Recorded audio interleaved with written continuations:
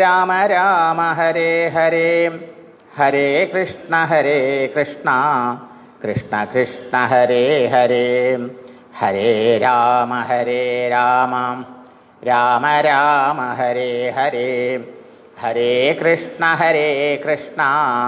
കൃഷ്ണ കൃഷ്ണ ഹരേ ഹരേ ഹരേ രാമ രാമ രാമ ഹരേ ഹരേ ഹരേ കൃഷ്ണ കൃഷ്ണ കൃഷ്ണ ഹരേ ഹരേ ഹരേ രാമ രാമ രാമ ഹരേ ഹരേ ഹരേ കൃഷ്ണ കൃഷ്ണ കൃഷ്ണ ഹരേ ഹരേ ഹരേ രാമ രാമ രാമ ഹരേ ഹരേ ഹരേ കൃഷ്ണ കൃഷ്ണ കൃഷ്ണ ഹരേ ഹരേ ഹരേ രാമ രാമ രാമ ഹരേ ഹരേ ഹരേ കൃഷ്ണ കൃഷ്ണ കൃഷ്ണ ഹരേ ഹരേ സർവത്ര ഗോവിന്ദനാമ സങ്കീർത്തനം ഗോവിന്ദ ഗോവിന്ദ. നാരായണം പത്മഭുവം വസിഷ്ഠം ശക്തിം ച തൽപുത്രപരാശരം ച വ്യാസം ശുകം ഗൗഡപദം മഹാന്തം ഗോവിന്ദയോഗീന്ദ്രമഥാസി ശിഷ്യം ശ്രീശങ്കരാചാര്യമഥാസ്യ പത്മപാദം ജഹസ്താമലകം ജ ശിഷ്യം തം തോടകം വാർത്തികകാരമന്യാൻ അസ്മദ്ഗുരൂൻ സന്തതമാനതോസ്മി. ഓം സമസ്തജനകല്യാണേ നിരതം കരുണാമയം നമാമി ചിന്മയം ദേവം സദ്ഗുരും ബ്രഹ്മവിദ്വരം. സച്ചിദാനന്ദരൂപായ വിശ്വോൽപത്യാദിഹേതവേ താപത്രയവിനാശായ ശ്രീകൃഷ്ണായ വയം നുമാം. മൂകം കരോതി വാചാലം പങ്കും ലംഘയതേ ഗിരിം യത്കൃപാതമഹം വന്ദേ പരമാനന്ദമാധവം. വസുദേവസുതം ദേവം കംസചാണൂരമർദ്ദനം ദേവകീ പരമാനന്ദം കൃഷ്ണം വന്ദേ ജഗദ്ഗുരും. ശ്രീമദ്ഭാഗവതാഖ്യോയം പ്രത്യക്ഷകൃഷ്ണ ഏവ ഹി സ്വീകൃതോऽസി മയാ നാഥ മുക്ത്യർത്ഥം ഭവസാഗരേ. മനോരഥോ മദീയോऽയം സഫലഃ സർവഥാ ത്വയാ നിർവിഘ്നേനൈവ കർത്തവ്യ ദാസോഹം തവ കേശവാം. ശുഗരൂപപ്രബോധജ്ഞാം സർവശാസ്ത്രവിശാരദ ഏതത്കഥാപ്രകാശേന മതജ്ഞാനം വിനാശയാം. വന്ദേ നന്ദൗ വ്രജസ്ത്രീണാം പാദരേണുമഭീഷ്ണശാം യാസാം ഹരികഥോൽഗീതം പുനാദി ഭുവനത്രയം. നാരായണം നമസ്കൃത്യ നരം ചൈവ നരോത്തമം ദേവീം സരസ്വതീം വ്യാസം തതോ ജയമുദീരയേത്. ശ്രീകൃഷ്ണശരണം സമസ്തജഗതാം കൃഷ്ണം വിനാ കാഗതി കൃഷ്ണേന പ്രതിഹന്യതേ കലിമലം കൃഷ്ണായ തുഭ്യം നമാം. കൃഷ്ണാൽത്രസ്യതി കാലഭീമഭുജഗം കൃഷ്ണസ്യ സർവം വശേ കൃഷ്ണേ ഭക്തിരഖണ്ഡിതാ ഭവതു മേ ഭോ കൃഷ്ണ ത്വം ഏവാശ്രയാം. ഹരി ഓം.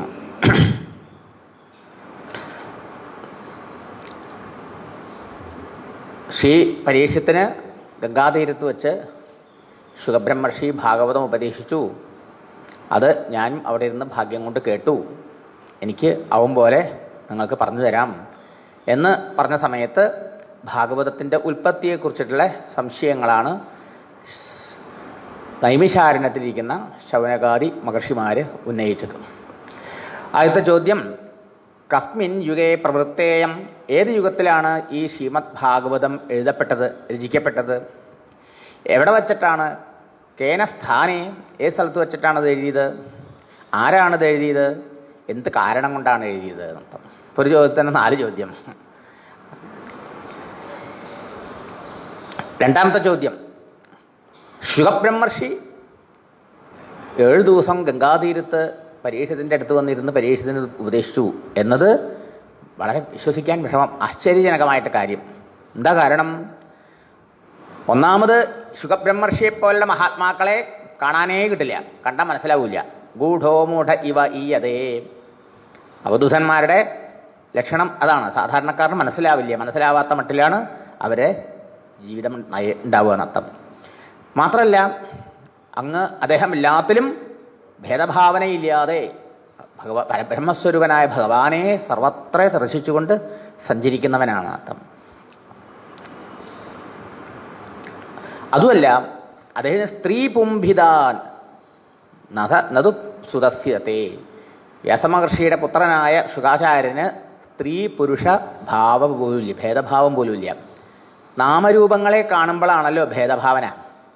നാമരൂപങ്ങളുടെ പുറകിലുള്ള അതിനധിഷ്ഠാനമായിരിക്കുന്ന ആ പരമാത്മ ചൈതന്യത്തെ സാന്നിധ്യത്തെ കാണുമ്പോൾ ഭേദമില്ലാണ്ടായി. അതിനാണ് അപ്സര സ്ത്രീകൾ കുളിക്കുന്ന സമയത്ത് 16 വയസ്സുകാരനും യുവാവും നഗ്നശരീരനുമായ ശുകാചാര്യൻ അതിലേ പോയപ്പോൾ അപ്സര സ്ത്രീകൾക്ക് അരയിൽ വസ്ത്രമില്ലെങ്കിലും അവർക്ക് ലജ്ജയുണ്ടായില്ല. കാരണം എന്താ? അവരെയും ഭഗവത് സ്വരൂപമായിട്ടാണ് ശുകാചാര്യൻ കണ്ടുകൊണ്ട് പോണത്. അപ്പോൾ ഈശ്വരഭാവത്തിൽ എല്ലാത്തിനെയും കാണുന്ന ഒരാളുടെ അടുത്ത് നമ്മുടെ ദേഹചിന്ത പോലും ഇല്ലാണ്ടാവും. അവരുടെ സാന്നിധ്യം നമ്മളെപ്പോലും വലിയൊരു ഉയർത്താത്തേക്ക് ഉയർത്തും, അവരറിയില്ല. എന്നാൽ വ്യാസമഹർഷിക്കോ സ്ത്രീ പുരുഷ ഭേദമുണ്ട്, എൻ്റെ പുത്രൻ എന്നെ ഉപേക്ഷിച്ച് പോണു എന്ന വിരഹദുഃഖം കൊണ്ടാണ് പുത്രൻ്റെ പിന്നാലെ വേദവ്യാസ മഹർഷി പോയത്. അങ്ങനെയുള്ള അദ്ദേഹത്തിന് പ്രായം ഉണ്ടെങ്കിലും ശരീരത്തിൽ വസ്ത്രം ഉണ്ടെങ്കിലും അദ്ദേഹത്തിനെ കണ്ടപ്പോൾ ആ അപ്സരസുകൾക്ക് ലജ്ജ തോന്നി, വസ്ത്രം എടുത്തു എന്നാണ്. അപ്പം അവരാണ് പറഞ്ഞത്. അപ്പോൾ ആ സമയത്തും പറഞ്ഞു, പുത്രാന്ന് വിളിച്ചപ്പോൾ ആ ശബ്ദം എല്ലാ വൃക്ഷങ്ങളിലൂടെയും പ്രതിധ്വനിച്ചു എന്നാണ് അല്ലേ. സർവഭൂത ഹൃദയം മുനിം ആനദോസ്മി എന്ന് പറഞ്ഞു നേരത്തെ. സർവഭൂതങ്ങളുടെയും ഹൃദയത്തിൽ അന്തര്യാമിയായി വാഴുന്ന ആ പരമാത്മസ്വരൂപവുമായി ഐക്യം പ്രാപിച്ച ആളായിരുന്നു, ആ സാക്ഷാത്കാരം നേടിയ ആളായിരുന്നു അദ്ദേഹം. ഇങ്ങനെയൊക്കെയുള്ള ഒരാൾ ഒരിടത്ത് 7 ദിവസം ഇരിക്കേ എങ്ങനെ അദ്ദേഹനെ കണ്ടുപിടിച്ചു?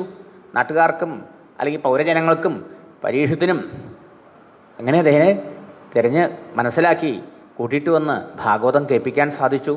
എന്താ കാരണം? കഥം ആലക്ഷിത പൗരൈഹി സംപ്രാപ്ത ഗുരുജാങ്കലാൻ ഉന്മത്ത മൂകജടവത് വിചരൻ ഗജസാഹ്വയേ. വിചരൻ, അദ്ദേഹം ഇങ്ങനെ വിചരിക്കുന്നു, സഞ്ചരിക്കുന്നു, യാത്ര ചെയ്യുന്നു. എങ്ങനെ സഞ്ചരിക്കുന്നത്? ശുകാചാര്യനും അതുപോലെയുള്ള മഹാന്മാരും ആ ഉന്മത്തനെ പോലെ, ഭ്രാന്തനെ പോലെ. മറ്റുള്ളവർക്ക് കണ്ടാൽ ഭ്രാന്തനാന്ന് തോന്നും. ചില ആൾക്കോ മൂകനെ മാതിരി, ചിലപ്പോൾ ഒന്നും ചോദിച്ചാലും വർത്താനം പറയില്ല, മിണ്ടില്ല, ഒന്നും അറിയും. മൂകനെ പോലെ അഭിനയിക്കും, മൂഢനെ പോലെ, ജഡനെ പോലെയൊക്കെ സഞ്ചരിക്കും എന്നർത്ഥം. രഘുഗണൻ അറിയാണ്ട് പല്ലക്കടിപ്പിച്ച ആ ഭരതയോഗീശ്വരൻ്റെ സ്ഥിതി അങ്ങനെയായിരുന്നല്ലോ അല്ലേ. ഇതാണ് അവരുടെ അവസ്ഥ. അപ്പോൾ അങ്ങനെ ഇരിക്കെ പുരുഷ ഭേദഭാവനയില്ലാത്തവനും എല്ലാത്തെയും ഭഗവത് സ്വരൂപമായി കാണുന്നവനും ഇങ്ങനെ ജഡനെ പോലെയോ ഭ്രാന്തനെ പോലെയോ ഒക്കെ മൂകനെ പോലെയൊക്കെ മറ്റുള്ളവരുടെ ദൃഷ്ടിയിൽ, അവരങ്ങനെയൊന്നുമല്ലേ, മറ്റുള്ളവരുടെ ദൃഷ്ടിയിൽ തോന്നും, അതുപോലെ സഞ്ചരിക്കുന്നു. എവിടെയൊക്കെ സഞ്ചരിച്ചിട്ടുണ്ടാവും? കുരു ജാങ്കലാൻ, കുരു ദേശങ്ങളിലും ജാങ്കലം ഭൂമികളിലുമൊക്കെ അവിടെ ഓരോ സ്ഥലത്തിൻ്റെ പേര്, അങ്ങനെയുള്ള പല സ്ഥലത്തും അവധൂതനായിട്ട് അദ്ദേഹം സഞ്ചരിച്ചിട്ടുണ്ടാവും. അങ്ങനെയുള്ള അദ്ദേഹത്തിനെ എങ്ങനെ കണ്ടുപിടിച്ചു എന്നാണ്. കഥം വാ പാണ്ഡവേയസ്യ രാജർഷേർമുനിനാ സഹ സംവാദഃ സമഭൂത്താത എത്രൈഷാ സത്വതീ ശ്രുതിഃ.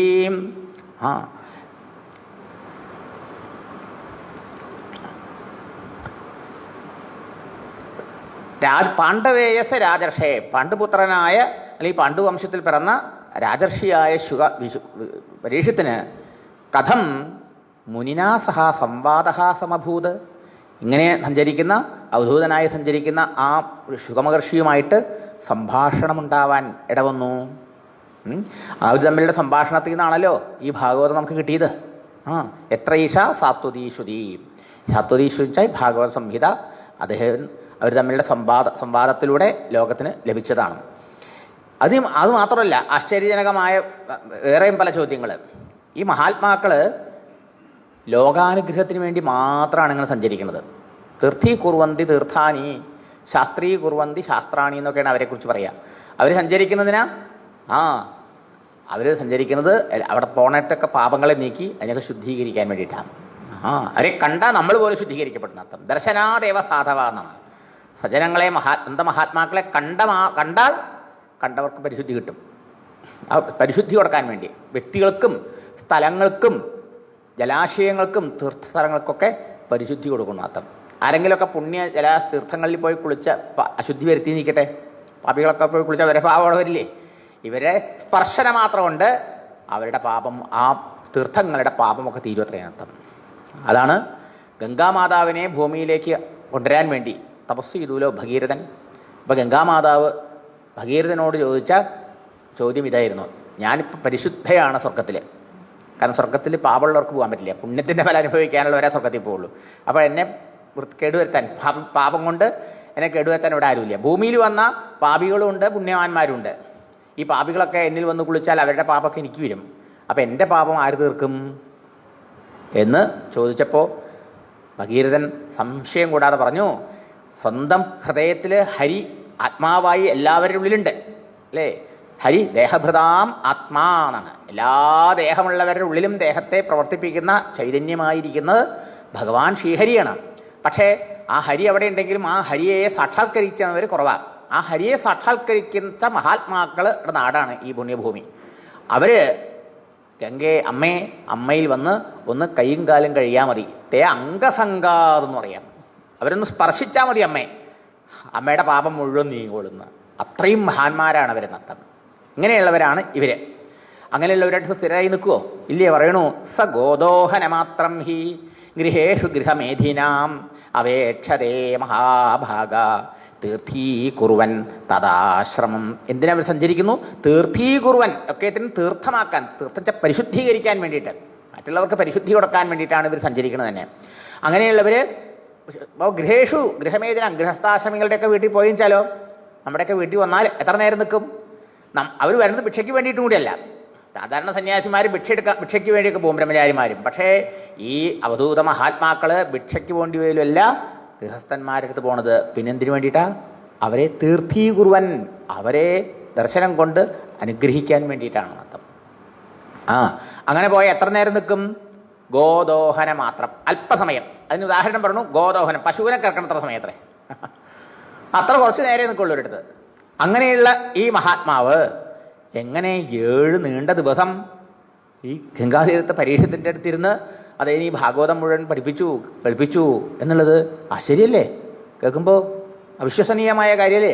അതുകൊണ്ടാണ് വീണ്ടും വീണ്ടും ചോദിക്കുന്നത്.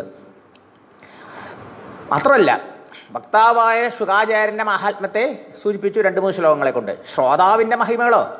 ഈ പരീക്ഷത്തും ചില്ലറക്കാരനല്ല.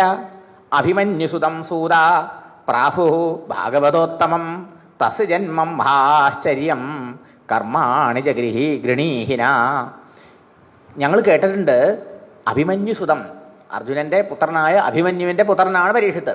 ആ പരീക്ഷത്ത് ഭാഗവതോത്തമനാണെന്ന് പ്രാഹു പറയണ കേട്ടിട്ടുണ്ട്. ജന്മനാ തന്നെ ധർമ്മനിഷ്ഠനും ഭാഗവതോത്തമനും, അമ്മയുടെ ഗർഭത്തിലിരിക്കുമ്പോൾ തന്നെ ഭഗവാന്റെ അനുഗ്രഹം കൊണ്ട് രക്ഷപ്പെട്ടവൻ. അല്ലെ, അശ്വത്ഥാമാവിന്റെ ബ്രഹ്മാസ്ത്രത്തിൽ നിന്ന് കൃഷ്ണകൃപയാൽ രക്ഷപ്പെട്ടവൻ അർത്ഥം. ആനി ഉള്ളിൽ വെച്ച് കണ്ടവൻ. ഇങ്ങനെയൊക്കെയുള്ള ഭാഗവതോത്തമനാണ് അദ്ദേഹം. മാത്രമല്ല, തസ്യ കർമാണി ആശ്ചര്യം, അദ്ദേഹത്തിൻ്റെ പ്രവൃത്തികളൊക്കെ അത്യധികം ആശ്ചര്യജനകമാണ്. അത്ഭുതകരമായ കർമ്മങ്ങളും ജന്മങ്ങളും ആണ് അദ്ദേഹത്തിൻ്റേത്. അതിനെയും ഞങ്ങൾക്ക് കേൾപ്പിച്ചു തരണം. അപ്പം അദ്ദേഹത്തിൻ്റെ അത്ഭുതമായി എന്തൊക്കെ ചെയ്തു, അദ്ദേഹത്തിൻ്റെ ഈ ജീവിതത്തിൽ പരീക്ഷിത്ത് ചക്രവർത്തിയായിട്ട് എന്തൊക്കെ ചെയ്തു, അത്ഭുത പ്രവൃത്തികൾ, അദ്ദേഹത്തിൻ്റെ ജന്മരഹസ്യങ്ങളൊക്കെ ഞങ്ങൾക്ക് പറഞ്ഞു തരണം. സസമ്രാട് കസ്യവാഹേദോഹോ പാണ്ഡൂനാം മാനവർദ്ധനഃ പ്രായോപവിഷ്ടോ ഗംഗായാം അനാധൃത്യ അധിരാശയം. എന്താ അങ്ങ് പറഞ്ഞത്?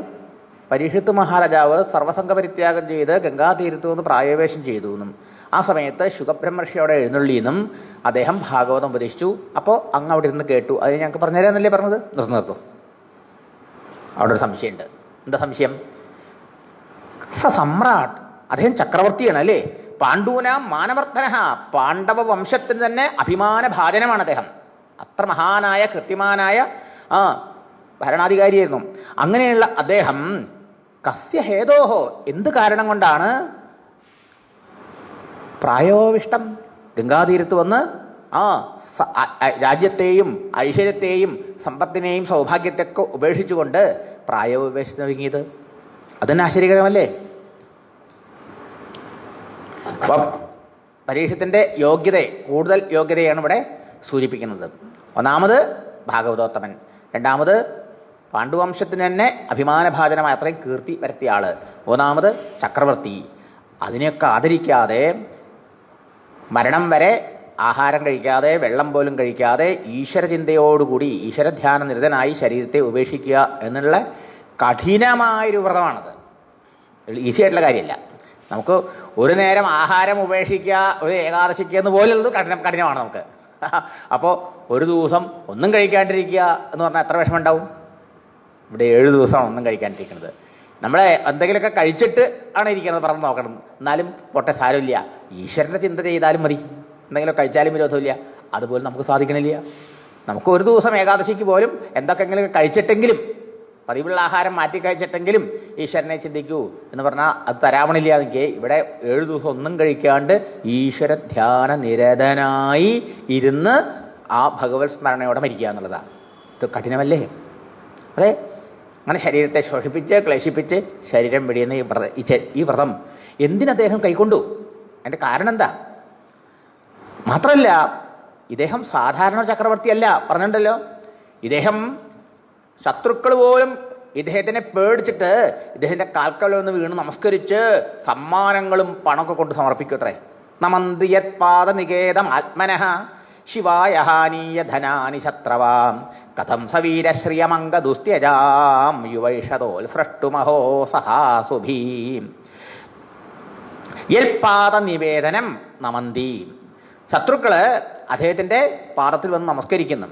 ധനാനി, അദ്ദേഹത്തിന് ധനം പദാർത്ഥങ്ങളൊക്കെ അതിൻ്റെ കാൽക്കൽ കൊണ്ട് സമർപ്പിക്കും ശത്രുക്കൾ എന്ന് പറഞ്ഞാൽ അർത്ഥം. പരീക്ഷത്തിനെ എല്ലാവർക്കും ഭയമായിരുന്നു. മറ്റ് രാജാക്കന്മാർ പോലും അദ്ദേഹത്തിന് കപ്പം കൊടുക്കുമായിരുന്നു. അദ്ദേഹത്തിൻ്റെ മേൽക്കോയ്മ അംഗീകരിച്ചിരുന്നു എന്നർത്ഥം. അങ്ങനെയുള്ളൊരവസ്ഥ കൈവരൽ എളുപ്പമല്ലല്ലോ. അതെ, അത് അദ്ദേഹം ഉപേക്ഷിച്ചു. അതുമാത്രമല്ല, ഇത്രയും ശൂരനും വീരനും പരാക്രമശാലിയും യുവാ ഏഷഹ, യുവാവും അങ്ങനെയൊക്കെയുള്ള അദ്ദേഹം എങ്ങനെയാണ് ഈ ശ്രീയാം, ഈ ഐശ്വര്യത്തെ, രാജ്യലക്ഷ്മിയെ, അധികാരത്തെ ദുസ്ത്യജാം, ആൾക്കാർക്ക് ഉപേക്ഷിക്കാൻ വളരെ പ്രയാസമുള്ളതാണ് അല്ലേ? 10 ഉറുപ്പ്യ ചെലവാക്കാൻ വെച്ചാൽ വളരെ വിഷമമാണ്. ഇവിടെ രാജ്യലക്ഷ്മി, ഐശ്വര്യം, രാജപദവി, എല്ലാ സുഖസൗകര്യങ്ങളും ഒക്കെ ഉപേക്ഷിച്ചിട്ടാണ് ഗംഗാതീരത്ത് പോയി മരിക്കാൻ തയ്യാറായത്. എളുപ്പമാണോ? ആശ്ചര്യം. അഹോ അഹോ എന്ന് പറഞ്ഞാൽ ആശ്ചര്യ സൂചകമാർത്ഥം. അപ്പോൾ ശത്രുക്കൾ പോലും ഭയപ്പെട്ടുകൊണ്ട് കാൽക്കൽ വന്ന് വീണ് നമസ്കരിച്ച് സമ്മാനങ്ങളും പണവും ഒക്കെ സമർപ്പിക്കുന്നു. അത്രയും ശൂരനാണ്, വീരനാണ്, പരാക്രമശാലിയാണ്, പോരാ യുവാവാണ്. അങ്ങനെയുള്ള അദ്ദേഹം ത്യജിക്കാൻ കഴിയാത്ത സമ്പത്തിനെയും അധികാരത്തെയും എല്ലാം ഉപേക്ഷിച്ചും വെച്ച് ഗംഗാതീരത്ത് വന്ന് പ്രായോപവേശം ചെയ്തിരിക്കാൻ എന്ത് കാരണം? അപ്പോൾ ഓരോന്നും ഇത് വിശ്വസിക്കാൻ വിഷമാണ്. കാരണം സാധാരണക്കാരനെ സംബന്ധിച്ചിടത്തോളം ഇതൊക്കെ പറ്റാത്തതാണ്.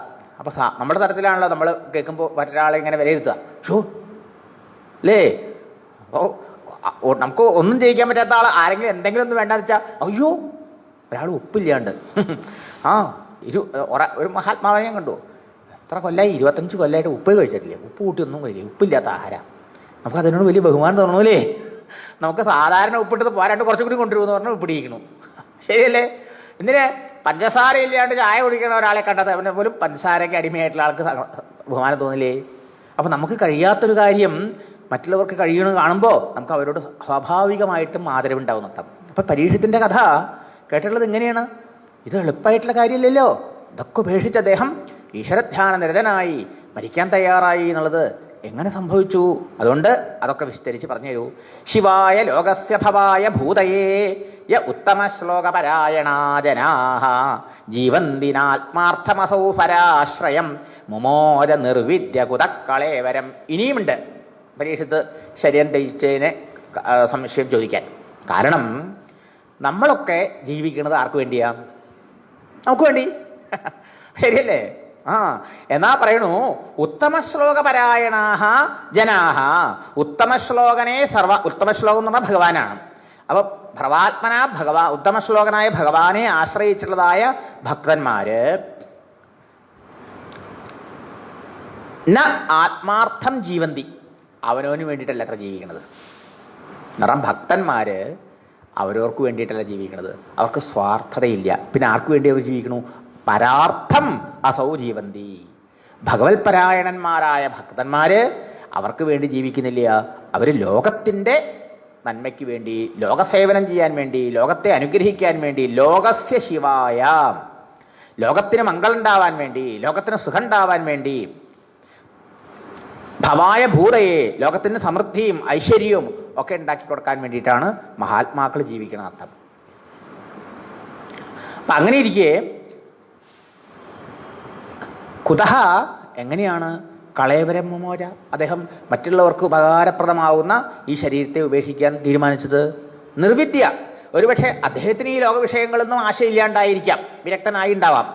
എന്നാലും മഹാത്മാക്കൾ അവരവർക്ക് വേണ്ടിയിട്ടല്ലോ ജീവിക്കുന്നത്, മറ്റുള്ളവർ ലോകാനുഗ്രഹത്തിന് വേണ്ടിയിട്ടല്ലേ. അപ്പൊ ലോകാനുഗ്രഹത്തിന് വേണ്ടി മാത്രം ശരീരം ധരിച്ചു കൊണ്ടിരിക്കുന്ന ഈ മഹാത്മാവ് പരീക്ഷത്ത് എങ്ങനെ ലോകവിഷയങ്ങളിൽ വിരക്തനായെങ്കിലും മറ്റുള്ളവർക്ക് ക്ഷേമം ഉണ്ടാവുമല്ലോ താൻ ജീവിച്ചിരുന്ന അങ്ങനെയുള്ള ഒരാളുണ്ടായാൽ, അങ്ങനെയുള്ള മറ്റുള്ളവർക്ക് ഉപകാരപ്രദമായിട്ടുള്ളതായി ദേഹത്തെ എന്തുകൊണ്ട് ഉപേക്ഷിച്ചു?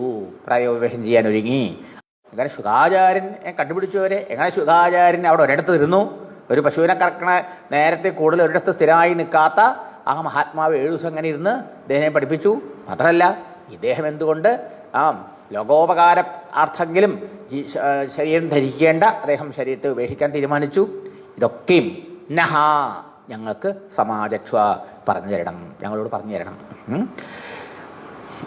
എന്താ അങ്ങനെ പറയാൻ കാരണം? ഞങ്ങൾക്കറിയാം അങ്ങേക്ക് അറിയാത്തതായിട്ട് ഒരു വിഷയവും ഇല്ലയെന്നും.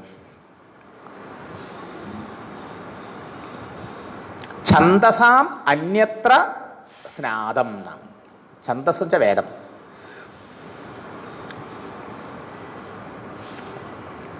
വേദവാക്കുകൾ ഒഴിച്ച്, വേദരഹസ്യങ്ങൾ ഒഴിച്ച് മറ്റുള്ള കാര്യങ്ങളിലൊക്കെ അങ്ങ് പാരംഗതനാണ് അറിയാം എന്നർത്ഥം.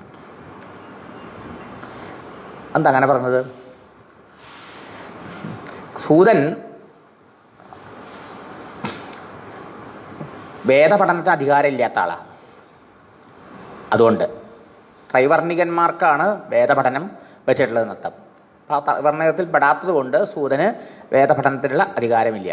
അതുകൊണ്ട് വേദരഹസ്യങ്ങൾ ഒഴിച്ച് മറ്റെല്ലാ വിഷയങ്ങളെക്കുറിച്ചും അങ്ങ് അറിവുള്ളവനാണ്, പ്രാരംഗതനാണ്, അങ്ങേക്ക് അറിയാത്തതായിട്ടൊന്നുമില്ല എന്ന് ഞങ്ങൾക്കറിയാം. അപ്പം ഇത് ലൗകിക വാർത്തകളാണല്ലോ ചോദിച്ചത്, മഹാരാജാവിനെക്കുറിച്ചും ശുകാചാര്യനെ കുറിച്ചൊക്കെ ചോദിച്ചത്.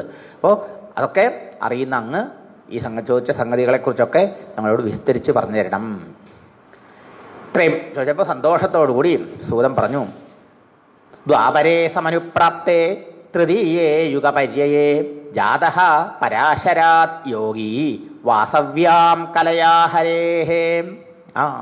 ദ്വാപരേ സമനുപ്രാപ്തേ.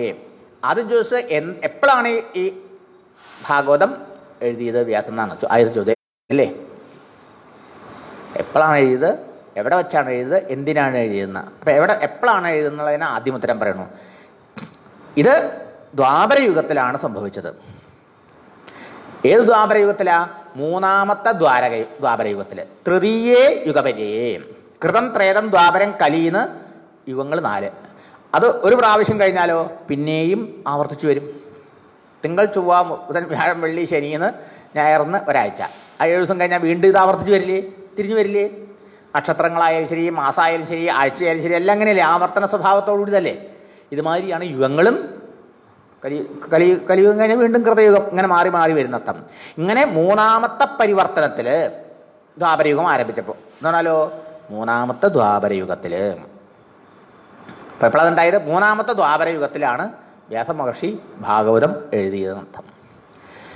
അപ്പം അദ്ദേഹം ഉണ്ടായ കാരണം പറയണ്ടേ? എഴുതാൻ വ്യാസൻ എങ്ങനെ ഉണ്ടായി?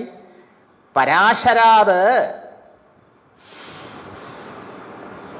വാസവ്യാം ഹരേഹെ കലയാ ജാതഃ.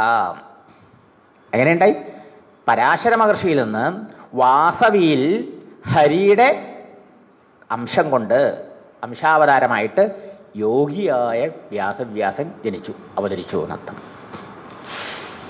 ഇവിടെ ഉപയോഗിച്ച ഒരു പദം പരാശര മഹർഷിയുടെ പുത്രനായിട്ട് ജനിച്ചു. ആരാണ് പരാശരൻ്റെ മഹർഷിയുടെ പത്നി? വാസവി. ആരാണ് ഈ വാസവി? വാസവി വെച്ചാൽ വസുവിൻ്റെ പുത്രി എന്നർത്ഥം. ആരാത്? സത്യവതി എന്നല്ലേ നമ്മൾ കേട്ടേക്കണത്. അപ്പോൾ സത്യവതി വാസവി ആയത് എങ്ങനെയാ? അതിനൊരു കഥയുണ്ട്. മഹാഭാരതത്തിൽ അതിൻ്റെ രഹസ്യം പറയുന്നുണ്ട്. പണ്ട് ചേതി രാജാവായിട്ട് വസു എന്ന് പേരായിട്ട് രാജാവ്. വളരെ കീർത്തിമാനായിരുന്നു അദ്ദേഹം. വളരെ സൽക്കർമ്മനിരതനായിരുന്നു അദ്ദേഹം. ധാരാളം യാഗങ്ങളും യജ്ഞങ്ങളും ഒക്കെ ചെയ്ത് ദേവേന്ദ്രനെ സന്തോഷിപ്പിച്ചു. അതിൻ്റെ ഫലമായിട്ട് ഈ ചേതിരാജായ വസുവിന് ഇന്ദ്രൻ പല പല സമ്മാനങ്ങൾ കൊടുത്തു. ദിവ്യമായ ഒരു മാല, ഒരിക്കലും വാടാത്തൊരു മാല, പിന്നെ ഒരു ദണ്ഡം ഉണ്ട്, എല്ലാവരെയും ശാസിച്ചിറക്കി നിർത്താൻ പറ്റും, പിന്നെ ആകാശത്തിൽ സഞ്ചരിക്കാൻ പാകത്തിനുള്ളൊരു വിമാനം, പിന്നെയോ കാര്യങ്ങളൊക്കെ അവിടെ നിന്ന് കാണാൻ പാകത്തിന് ഒരു ദിവ്യ ചക്ഷുസും കൊടുത്തു. അനുഗ്രഹിച്ചു, സന്തോഷിച്ചു. അന്നു മുതൽ ഈ ഇന്ദ്രൻ കൊടുത്ത വിമാനത്തിൽ കയറി ഈ വസു ആകാശത്തിലൂടെ അങ്ങനെ സഞ്ചരിക്കും. ഇടയ്ക്ക് സ്വർഗത്തിലൊക്കെ പോവും, അങ്ങനെ സഞ്ചരിക്കും. അങ്ങനെ നമ്മുടെ നാട്ടിൽ കാറില്ലാത്തപ്പോൾ ഒരാൾ കാറ് വാങ്ങി കാറിന് പോകണുണ്ട്, എല്ലാവർക്കും വലിയ ബഹുമാനമാണ് അല്ലേ? വലിയ ആശ്ചര്യത്തോടെ നോക്കി നിൽക്കില്ലേ? അപ്പോൾ ഇവിടെ ആ ഭൂമിയിൽ താമസിച്ചിരുന്ന ഈ രാജാവ് പിറ്റേ ദിവസം മുതൽ വിമാനത്തിൽ കയറി ആകാശത്തിലൂടെ സഞ്ചരിക്കുന്നു. ഭൂമിയുടെ ഉപരിതലത്തിൽ സഞ്ചരിച്ചുകൊണ്ട് അദ്ദേഹത്തിന് പിന്നീട് ഉപരിചര വസു എന്ന് പേര് വന്നു. ഉപരിച്ച മുകളിൽ, ഏതിൻ്റെ മുകളിൽ? ഭൂമിയുടെ ഉപരി, ഭൂമിയുടെ മുകളിൽ, തലയ്ക്കുപരി തലയുടെ മുകളിൽ, ഭൂമിയുടെ ഉപരിതലത്തിൽ ആകാശത്തിലൂടെ ഈ വിമാനത്തിലൂടെ സഞ്ചരിച്ചപ്പോൾ ആൾക്കാർ കാലം കൊണ്ട് അദ്ദേഹത്തിനെ വെറും വസു എന്നല്ല ഉപരിചര വസു എന്ന് പേരിട്ടു എന്നർത്ഥം. അങ്ങനെ ഇരിക്കണം സമയത്ത് അദ്ദേഹത്തിൻ്റെ രാജ്യത്തിൻ്റെ അടുത്ത് കൂടെ ഒരു നദി ഒഴുകുന്നുണ്ട്. ശുക്തിമതി എന്നാണ് ആ നദിയുടെ പേര്. ഒരിക്കൽ ഈ ശുക്തിമതി, നദികൾക്കും പർവ്വതങ്ങൾക്കൊക്കെ അധിഷ്ഠാന ദേവതകളുണ്ട് കേട്ടോ. അപ്പം ശുക്തിമതി നദിയുടെ ദേവത അതിസുന്ദരിയായ ഒരു കാമരൂപിണിയായ ഒരു പെൺകുട്ടിയുടെ രൂപം സ്വീകരിച്ചു. എന്നിട്ട് അവിടെ ഇങ്ങനെ നദീതീരത്ത് ഇങ്ങനെ ഉലാത്തണം. ആ സമയത്ത് അടുത്ത് ഒരു പർവ്വതമുണ്ട്, കോലാഹലൻ എന്ന് പേരായ പർവ്വതം. ആ പർവ്വതം ഈ സുന്ദരിയെ കണ്ടപ്പോൾ അവന് ഈ പെൺകുട്ടിയോട് അല്ലെങ്കിൽ നദീ ദേവതയോട് മോഹം ജനിച്ചു അത്രേ.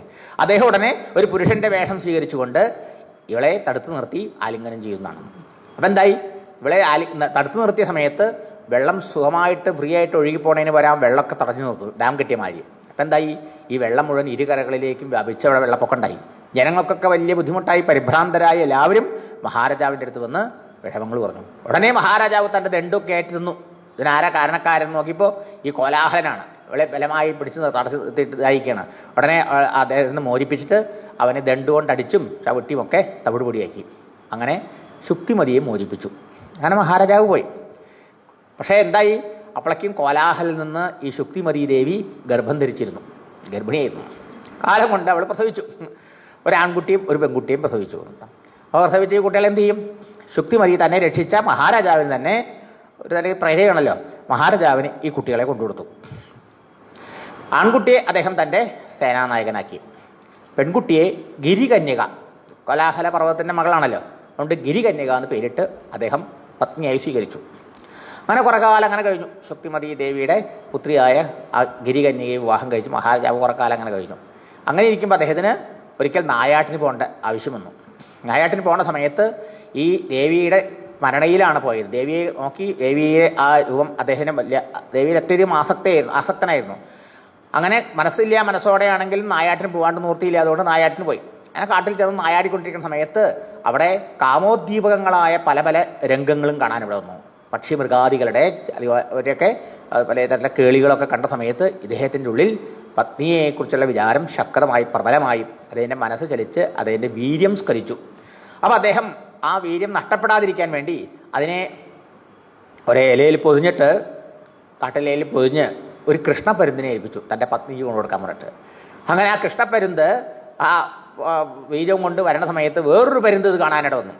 അപ്പോൾ ഇതൊരു മാംസകഷ്ണമായിരിക്കും എന്ന് വിചാരിച്ചുകൊണ്ട് അവർ തമ്മിൽ ഫൈറ്റ് തുടങ്ങി, യുദ്ധം തുടങ്ങി. അതിൻ്റെ ഇടയിൽ എന്തായി, പാവം കൃഷ്ണപ്പരുന്തിൻ്റെ ആ പൊതിയിൽ നിന്ന് ആ വീര്യം ആ കാളിന്തി നദിയിൽ വീണു. പുഴയുടെ മുകളിൽ എത്തിയിരുന്നു അപ്പോഴേക്കും. കാളിന്തി നദിയിലാകട്ടെ ഒരപ്സര, അദ്രിക എന്ന് പേരായിട്ടൊരു അപ്സരസ് ബ്രഹ്മദേവന്റെ ശാപം കൊണ്ട് മത്സ്യയായി കിടക്കണ്ടായിരുന്നു. അവളിതെന്തോ വീണ സമയത്ത് വേഗം പോയി കൊത്തി വിഴുങ്ങി, ആ ബീജം വിഴുങ്ങി. അതുകൊണ്ട് എന്തായി, ഈ അദ്രിക എന്ന് പറയുന്ന അപ്സരശ്രീ ഗർഭിണിയായി. അങ്ങനെ ഇരിക്കണു സമയത്ത് മുക്കുവന്മാർ വല വീശിയപ്പോൾ മുക്കുവന്മാർക്ക് വലയിൽ ഈ മത്സ്യത്തെ കിട്ടി. അങ്ങനെ ആ മുക്കുവൻ, ഈ മത്സ്യത്തെ കിട്ടിയ മുക്കുവൻ അതിനെ പാകം വയ്ക്കാൻ വേണ്ടിയിട്ട് മുറിച്ചു. വയറ് മുറിച്ചപ്പോണ്ട് ഒരു ആൺകുട്ടി ഒരു പെൺകുട്ടിയും. ആശ്ചര്യം തോന്നി അദ്ദേഹത്തിന്. പെൺകുട്ടിക്ക് മത്സ്യത്തിൻ്റെ മണം, ആൺകുട്ടിയും പെൺകുട്ടിയും. ഉടനെ ഈ രാജാവ് വസുവാണല്ലോ, ഉപരിചര വസു, ഉപരിചര വസുവിനെ കൊണ്ട് കാഴ്ചവെച്ചു എന്നാണ്. അങ്ങനെ ആ വസുവിന് കാഴ്ചവെച്ചു. അദ്ദേഹം പുത്രനായിട്ട് അവനെ സ്വീകരിച്ചു. ഈ കുട്ടിയെ വിവാഹം കഴിച്ചു പിന്നീട്. അങ്ങനെയുള്ള ആ സംഭവത്തിന് ശേഷം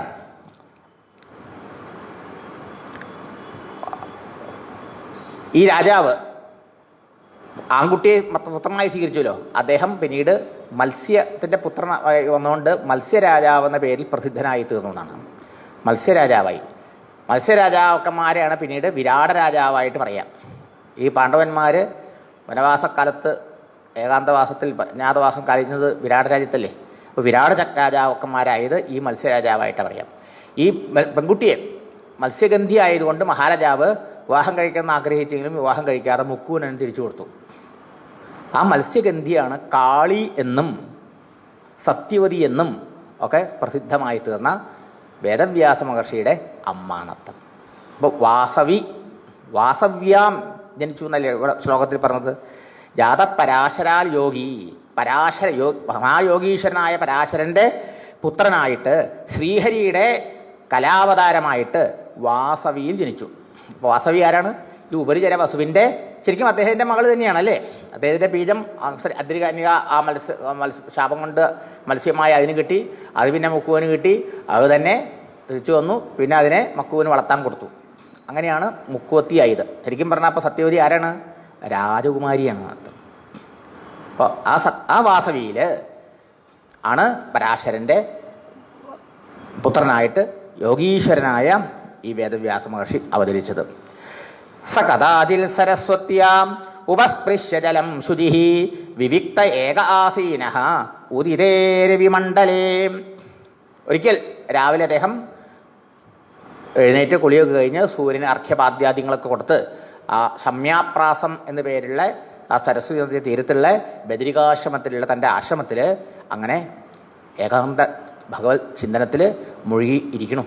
ആ സമയത്ത് അദ്ദേഹം ആലോചിച്ചു, പരാവരജ്ഞ ഋഷി കാലേന അവ്യക്തരംഹസ യുഗധർമ്മവ്യതികരം പ്രാപ്തം ഭുവി യുഗേ യുഗേ. അങ്ങനെ ഏകാന്തത്തിൽ നിന്ന് ധ്യാനിച്ച സമയത്ത് അദ്ദേഹത്തിന് മനസ്സിലായി, പരാവരജ്ഞ എന്നാണ് അദ്ദേഹത്തിനെ പറയണത്. ഇതെന്താ പരാവരജ്ഞലോ? കഴിഞ്ഞു പോയതും ഇപ്പം നടക്കുന്നതും വരാൻ പോകുന്നതുമായ എല്ലാ കാര്യങ്ങളും അറിയാൻ കഴിയുള്ള ആൾ. അത് തന്നെ പറഞ്ഞു യോഗിയാണ് അദ്ദേഹം. പിന്നെ ഹരിയുടെ അംശമായി അവതരിച്ച ആളാണ്, സർവജ്ഞനാണ്, എല്ലാം അറിയുന്ന ആളാണ്. അങ്ങനെയുള്ള അദ്ദേഹം ആലോചിച്ചു, കാലത്തിൻ്റെ ഭയങ്കരമായ പ്രവാഹത്തിൽ ഈ യുവധർമ്മങ്ങൾക്കൊക്കെ മാറ്റം സംഭവിച്ചുകൊണ്ടിരിക്കണു, ധർമ്മങ്ങളൊക്കെ മാറിക്കൊണ്ടിരിക്കണു. അത് മാത്രമല്ല, ഭൗതികാനാം ച ഭാവാനാം ശക്തിഹ്രാസം ച തൽകൃതം അശ്രദ്ധധാനാൻ നിസ്സത്വാൻ ദുർമേധാൻ ഹൃദിതായുഷഃ.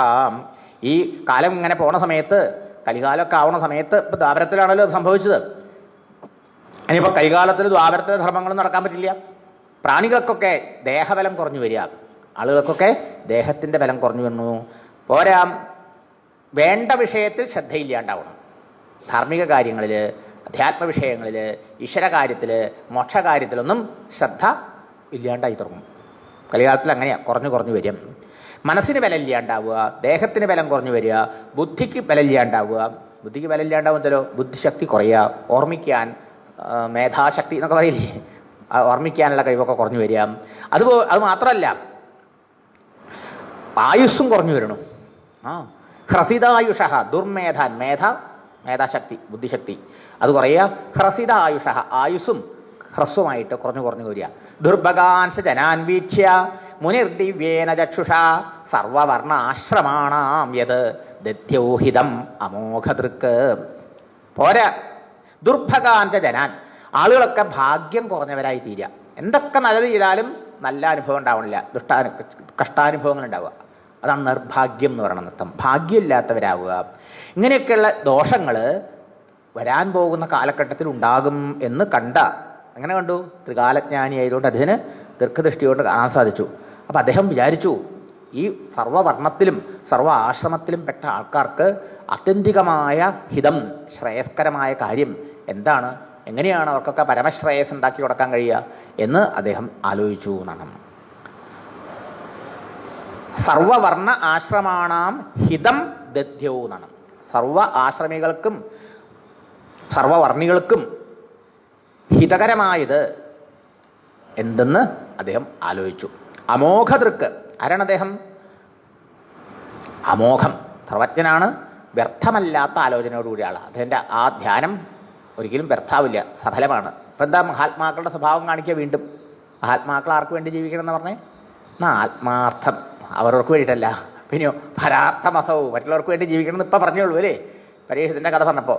അപ്പോൾ വേദവ്യാസരെ പോലുള്ള മഹാത്മാക്കളോ സ്വാഭാവികമായിട്ടും ലോകാനുഗ്രഹത്തിന് വേണ്ടിയിട്ട് മാത്രമാണ്. അപ്പോൾ അവരാലോചിച്ചു, അദ്ദേഹം ആലോചിച്ചു, കാലം ഇങ്ങനെ പോകുമ്പോൾ ജനങ്ങൾക്കൊക്കെ സൽബുദ്ധി കുറഞ്ഞു വരണു, ധർമ്മനിഷ്ഠ കുറഞ്ഞു വരണു, ഈശ്വരഭക്തി കുറഞ്ഞു വരണു, തൻ്റെ ജീവനെ സംസാരത്തിൽ നിന്ന് മോചിപ്പിക്കേണ്ട ഈശ്വരപ്രാപ്തിയിലെ കാര്യത്തിൽ ശ്രദ്ധ കുറഞ്ഞു വരണു, ഓർമ്മശക്തി കുറഞ്ഞു വരണു, ദേഹബലം കുറഞ്ഞു വരണു, മനോബലം കുറഞ്ഞു വരണു, പാവങ്ങൾ ഭാഗ്യഹീനന്മാർ ദുഃഖിതന്മാരായി തീരണു. ഇവർക്കൊക്കെ ആത്യന്തികമായ ശ്രേയസ്, ഭഗവത് പ്രാപ്തിക്കുള്ള മാർഗം എന്താണ്, എങ്ങനെയാണ് ഇവർക്ക് നന്മ ചെയ്യാന്ന് അദ്ദേഹം ഇങ്ങനെ ആലോചിച്ചു. അങ്ങനെയുള്ള മഹാത്മാക്കളുടെ ചിന്ത ഒരിക്കലും വ്യർത്ഥമാകില്ല. അതാണ് അമോഘദൃക്ക് എന്ന് പറഞ്ഞത്. ആട്ടെ, അപ്പം അദ്ദേഹം ആലോചിച്ചു, ജനങ്ങൾക്കൊക്കെ മനഃശുദ്ധി ഉണ്ടായാലേ നമുക്ക് ഭഗവാനെ അറിയാൻ പറ്റുള്ളൂ. ഭഗവാൻ ഉണ്ട് നമ്മുടെ ഉള്ളിൽ നിന്ന് പറഞ്ഞിട്ട് കാര്യമില്ല. ശുദ്ധമായ മനസ്സുകൊണ്ട് മാത്രമേ ആ ഭഗവത് അനുഭവവും ശാശ്വതത്വവും കിട്ടാൻ പറ്റുള്ളൂ. അതിനുള്ള മാർഗം എന്താ? അതിനുള്ള മാർഗമാണ് യജ്ഞ ആചരണം എന്നർത്ഥം. ചാതുർഹോത്രം കർമ്മശുദ്ധം ജനാനാം വീക്ഷ്യ വൈദികം വ്യദസാൽ യജ്ഞസന്തത്യൈ വേദമേകം ചതുർവിധം. ചാതുർഹോത്രം എന്ന് പേരുള്ള വേദോക്ത കർമ്മം, വേദത്തിൽ പറഞ്ഞ കർമ്മം ജനങ്ങളെ അനുഷ്ഠിച്ചാൽ വേഗം അവരെ പരിശുദ്ധരാക്കി തീർക്കും എന്ന് ജ്ഞാനദൃഷ്ടി കൊണ്ട് ധ്യാനിച്ചപ്പോൾ വേദവ്യാസ മഹർഷിക്ക് മനസ്സിലായി. എന്താ ചാതുർഹോത്രം? 4 പേര് കൂടി ചെയ്യേണ്ടതാണ്. അപ്പോൾ ആ യാഗത്തിൽ 4 പുരോഹിതന്മാർ വേണം. ബ്രഹ്മാവ്, ഒരാൾ ബ്രഹ്മാവായിരിക്കണം, ബ്രഹ്മാവ് സാക്ഷിയാണ്. മറ്റുള്ളവർ എന്തെങ്കിലും മന്ത്രം ചെല്ലുമ്പോൾ എന്തെങ്കിലും പിഴവോ കുറവോ വരണമെങ്കിൽ ഒക്കെ ടൈമിൽ പറഞ്ഞു കൊടുക്കാനുള്ള ആളാണ്. അയാൾ ഒന്നും ചെയ്യുന്നില്ല, പക്ഷേ എല്ലാം അറിയുന്ന ആളാവണം. ഹോതാവ്, ഹോമിക്കുന്ന ആൾ, അധ്യജു, അഗ്നീന്ദ്രൻ, ഇങ്ങനെ 4 പുരോഹിതന്മാർ ചേർന്ന് ചെയ്യേണ്ട ഒരു യാഗമാണ് ഈ ചാതുർഹോത്രം. ഈ യജ്ഞം എന്ന വാക്ക് എന്താണ്? യജ്ഞം എന്ന് പറഞ്ഞാൽ ഈശ്വരാർപ്പണമായി ചെയ്യുന്ന കർമ്മമാണ്. ഈശ്വരാർപ്പണമായി കർമ്മം ചെയ്യുന്നതുകൊണ്ടാണ് നമ്മുടെ മനസ്സ് ശുദ്ധമാകുക എന്നർത്ഥം. അന്നത്തെ കാലഘട്ടം യാഗങ്ങളുടെ യജ്ഞത്തിൻ്റെയാണ്. അപ്പോൾ ഈ യാഗത്തെക്കുറിച്ച് അദ്ദേഹം ആലോചിച്ചു. ഇത് വേണ്ട പോലെ ചെയ്താൽ ഞങ്ങൾക്ക് മനഃശുദ്ധി ഉണ്ടാകും. മനഃശുദ്ധി ഉണ്ടായാലേ ഈശ്വരപ്രാപ്തിക്കുള്ള ജിജ്ഞാസക്ക് ആൾക്കാർക്ക് ഉണ്ടാവുള്ളൂ. ഇത് മനസ്സിലാക്കിയ അദ്ദേഹം ഓരോരുത്തർക്കും ശുദ്ധി ഉണ്ടാവാൻ വേണ്ടി, ഈ യാഗത്തിൽ താല്പര്യം ഉണ്ടാവാൻ വേണ്ടി വേദത്തെ വിഭജിച്ചു. അപ്പോൾ വേദം അങ്ങനെ ഇരുന്ന് കഴിഞ്ഞാൽ അത് ആൾക്കാർ പഠിച്ചാലും ഇതൊക്കെ അനുഷ്ഠിക്കുള്ളൂ, വേദത്തിൽ പറഞ്ഞ മാതിരി ജീവിക്കുള്ളൂ. അതിനുവേണ്ടി ഒന്നായിരുന്ന വേദത്തെ ഏകം വേദം ചതുർവിധം വ്യദധാത്, ഏകമായിരുന്ന വേദത്തെ 4ആക്കി അദ്ദേഹം വിഭജിച്ചു. വിഭജിച്ചതുകൊണ്ടാണ്, വേദവിഭജനം ചെയ്തുകൊണ്ടാണ് വ്യാസൻ ആയത്, വ്യസിച്ചതുകൊണ്ട്. ഋഗ്യജുസ്സാമാഥർവാഖ്യ വേദാ ചത്വാര ഉദ്ധൃതാഃ ഇതിഹാസ പുരാണം ച പഞ്ചമോ വേദ ഉച്യതേ. ഋക്ക്, യജുസ്, സാമം, അഥർവം എന്നീ പേരുകളോടുകൂടി, ആഖ്യാനിച്ച പേര് ഋക്ക്, യജുസ്, സാമം, അഥർവം എന്നിങ്ങനെ ഈ വിഭജിച്ച വേദത്തെ, ഒരു വേദത്തിന് 4 ഭാഗമാക്കിയതാ, അതിന് 4 പേരുകളും ഇട്ടു എന്നർത്ഥം. പിന്നീട് ഈ വേദസാരങ്ങളെ തന്നെ ഇതിഹാസ പുരാണം ച പഞ്ചമോ വേദ ഉച്ചതേ, ഇതിഹാസങ്ങളും പുരാണങ്ങളും എന്ന രൂപത്തിൽ എഴുതി. അപ്പോൾ വേദം തന്നെയാണ് ഈ 4ആയി വിഭജിക്കപ്പെട്ടത് ജനങ്ങൾക്ക് പഠിക്കാൻ സൗകര്യത്തിന് വേണ്ടിയിട്ട്. ആ വേദങ്ങളുടെ തന്നെ താല്പര്യത്തെ ഇതിഹാസങ്ങളായും പുരാണങ്ങളായിട്ടും പിന്നെയും ചെയ്തു. അതുകൊണ്ട് ഇതിഹാസ പുരാണങ്ങൾക്ക് 5ാമത്തെ വേദമെന്നും പറഞ്ഞു വരുള്ളൂ എന്നർത്ഥം. ഇനി ഇതൊക്കെ ആരെ പഠിപ്പിച്ചു? അദ്ദേഹം ഒന്നായിരുന്ന വേദത്തെ ലോകമംഗളത്തിന് വേണ്ടി വിഭജിക്കാൻ തീരുമാനിച്ചു. നോക്കണം, അവിടെ ശ്രദ്ധിക്കണം. തുടക്കത്തിലെ നമ്മളോട് പറയുകയാണ്, നമ്മുടെ എല്ലാത്തിൻ്റെയും അടിസ്ഥാനം, ആധാരം വേദമാണ്. വേദോഖിലോ ധർമ്മമൂലം. ധർമ്മമാണ് ജീവിതത്തിൻ്റെ അടിത്തറ. ആ ധർമ്മത്തിൻ്റെ ആധാരം അഥവാ അതിൻ്റെ സോഴ്സ് എന്താണ്? വേദമാണ്. അത്രയും അർത്ഥം. വേദമാണ് നമ്മുടെ ജീവിത ലക്ഷ്യത്തെക്കുറിച്ച് പറഞ്ഞു തരുന്നത്, ആ ലക്ഷ്യം പ്രാപിക്കുന്ന മാർഗത്തെക്കുറിച്ചും പറഞ്ഞു തരുന്നത്. അപ്പോൾ ചുരുക്കത്തിൽ ഒരാൾക്ക് ജീവിതം നന്നാക്കണമെങ്കിൽ എന്ത് ചെയ്യണം? ശാസ്ത്രത്തിൻ്റെ അടിസ്ഥാന പഠനം വേണമെന്നർത്ഥം. അടിസ്ഥാന ശാസ്ത്രത്തിൻ്റെ പഠനമില്ലായ്മയാണ് നമ്മുടെ സമാജത്തിൽ, പ്രത്യേകിച്ചും നമ്മുടെ ഇടയിൽ, ഹിന്ദുക്കളുടെ ഇടയിൽ വന്നുകൊണ്ടിരിക്കുന്ന അപചയത്തിൻ്റെ കാരണം എന്നർത്ഥം. മറ്റുള്ളവർക്ക് അവരെ മതഗ്രന്ഥങ്ങൾ പഠിക്കുമ്പോൾ നമ്മൾ മതഗ്രന്ഥം പഠിക്കണില്ല. അപ്പോൾ അടിസ്ഥാന ശാസ്ത്രം വെറും റിച്വൽസ് ചെയ്തുകൊണ്ട് കാര്യം ആയില്ല എന്നർത്ഥം. ശാസ്ത്ര പഠനവും കൂടി വേണം എന്നർത്ഥം. ഇവിടെ വേദവ്യാസ മഹർഷി ആദ്യം ചെയ്തെന്താ? ലോകത്തിന് ആത്യന്തികമായ നന്മ, സത്യന്തമായ നന്മ ഈശ്വരപ്രാപ്തി കൊണ്ടേ ഉള്ളൂ. അത് സാധിക്കണമെങ്കിൽ എന്ത് ചെയ്യണം? ധർമ്മത്തിനെ അറിയണം. അത് വേദത്തിലാണ് പറഞ്ഞിട്ടുള്ളത്. അതുകൊണ്ട് ആ വേദത്തെ സാമാന്യക്കാരനൊന്നും പഠിച്ച് മനസ്സിലാക്കാൻ പറ്റില്ല. അതുകൊണ്ട് അതിനെ സാമാന്യക്കാർക്കുടെ ഇടയിലേക്ക് എത്തിക്കുക. അതിനുവേണ്ടി അദ്ദേഹം 4 ആക്കി. പിന്നെ അത് 4 ശിഷ്യന്മാരെ പഠിപ്പിച്ചു. ആ ഓരോ ശിഷ്യന്മാരും അവരുടെ ശിഷ്യന്മാർക്കും ഇങ്ങനെ പറഞ്ഞു കൊടുത്ത് പ്രചരിപ്പിച്ച് എത്രയോ ഒരു മരത്തിന് ശാഖകളും ഉപശാഖകളും അല്ലേ, കൊമ്പും ജില്ലയും ഒക്കെ ഉണ്ടാവണ മാതിരി ഈ വേദങ്ങൾക്ക് അനേകം കൈവഴികൾ അഥവാ ശാഖകൾ ഉണ്ടായിന.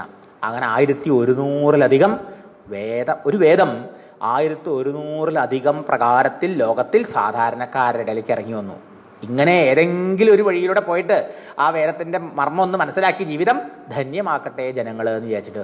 അപ്പം എത്ര വലിയ കാര്യം ചെയ്തത്! നമോസ്തുതേ വ്യാസ വിശാലബുദ്ധേന്ന് വേദവ്യാസ മഹർഷിയെ നമ്മൾ നമസ്കരിക്കുന്നത് ചുമ്മാണോ? ദീർഘദർശിത്വമുണ്ട് അദ്ദേഹത്തിന്. ത്രികാലജ്ഞാനിയാണ് അദ്ദേഹം.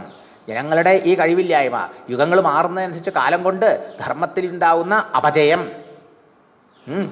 ശാസ്ത്രങ്ങളൊക്കെ വേണ്ട പോലെ പഠിച്ച് മനസ്സിലാക്കിയിട്ട് കാര്യങ്ങളെ ഗ്രഹിച്ച് ജീവിക്കാനുള്ള കഴിവില്ലാത്ത പാവങ്ങളോടുള്ള അപാരമായ കാരുണ്യം കൊണ്ട് മനസ്സലിഞ്ഞ് അവിടുന്ന് ധ്യാനിച്ചു, ചിന്തിച്ചു, ഞാൻ എന്ത് ചെയ്യണമെന്ന്. അപ്പം അദ്ദേഹത്തിന് മനസ്സിലായി ഈ ശാസ്ത്രമാണ്, വേദമാണ് നമ്മുടെ അടിസ്ഥാന ശാസ്ത്രം. നമുക്ക് ഇതിഹാസങ്ങളും പുരാണങ്ങളും ഒക്കെ ഉണ്ടായിരിക്കാം, എത്രയോ ആയിരക്കണക്കിന് പുസ്തകങ്ങൾ നമ്മുടെ ലൈബ്രറിയിൽ ഉണ്ടായിരിക്കാം അല്ലേ? പക്ഷേ ഈ പുസ്തകങ്ങളുടെയൊക്കെ അടിസ്ഥാനം ഏതാ എന്ന് വെച്ചാൽ ഒറ്റ വേദം. രാമായണവും ഭാഗവതവും എന്നല്ല. രാമായണവും ഭാഗവതവും ഒക്കെ ഇതിഹാസവും പുരാണമാണ്. ഇതിന് പോലും എന്താണ് പ്രമാണം? വേദമാണ്. ഇതാണ് അദ്ദേഹം ആദ്യം ചെയ്തത്. ഇത് നമ്മൾ മനസ്സിലാക്കണില്ല. ഇപ്പോൾ വേദവ്യാസ മഹർഷി അത് എഴുതി പ്രചരിപ്പിച്ചു എന്ന് പറഞ്ഞാൽ നമ്മുടെ ഉത്തരവാദിത്വം എന്താ? നാം ഇത് നമുക്ക് വേണ്ടിയിട്ട് അതൊക്കെ ചെയ്തതേ. നമ്മളിത് പഠിക്കുകയും ശാസ്ത്രം പഠിക്കുകയും മറ്റുള്ളവർക്ക്, വരും തലമുറയ്ക്ക് ഇത് പകർന്നു കൊടുക്കുകയും വേണം. ഇല്ലെങ്കിൽ ലക്ഷ്യബോധമില്ലാതെ അലഞ്ഞു തിരിയും തലമുറ. അതാണല്ലോ നമ്മുടെ ഇടയിൽ സംഭവിച്ചുകൊണ്ടിരിക്കുന്നത്. പൊതുവെ ഇപ്പോൾ സംഭവിച്ചുകൊണ്ടിരിക്കണതാ. നമ്മളൊക്കെ പഠിച്ചു, നല്ല ജോലിയൊക്കെ ആയി, പൈസയൊക്കെ ഉണ്ട്. എന്താ ചെയ്ത ലക്ഷ്യം എന്നറിയണില്ല അല്ലേ? സമാധാനമില്ല, ശാന്തിയില്ല. എന്ത് സുഖ ജീവിത! ഇന്നത്തെ മോഡേൺ ന്യൂജൻ എന്നൊക്കെ പറയില്ലേ, അവരുടെ ജീവിതം എങ്ങനെയാണ് അപ്പോൾ നർത്ഥം.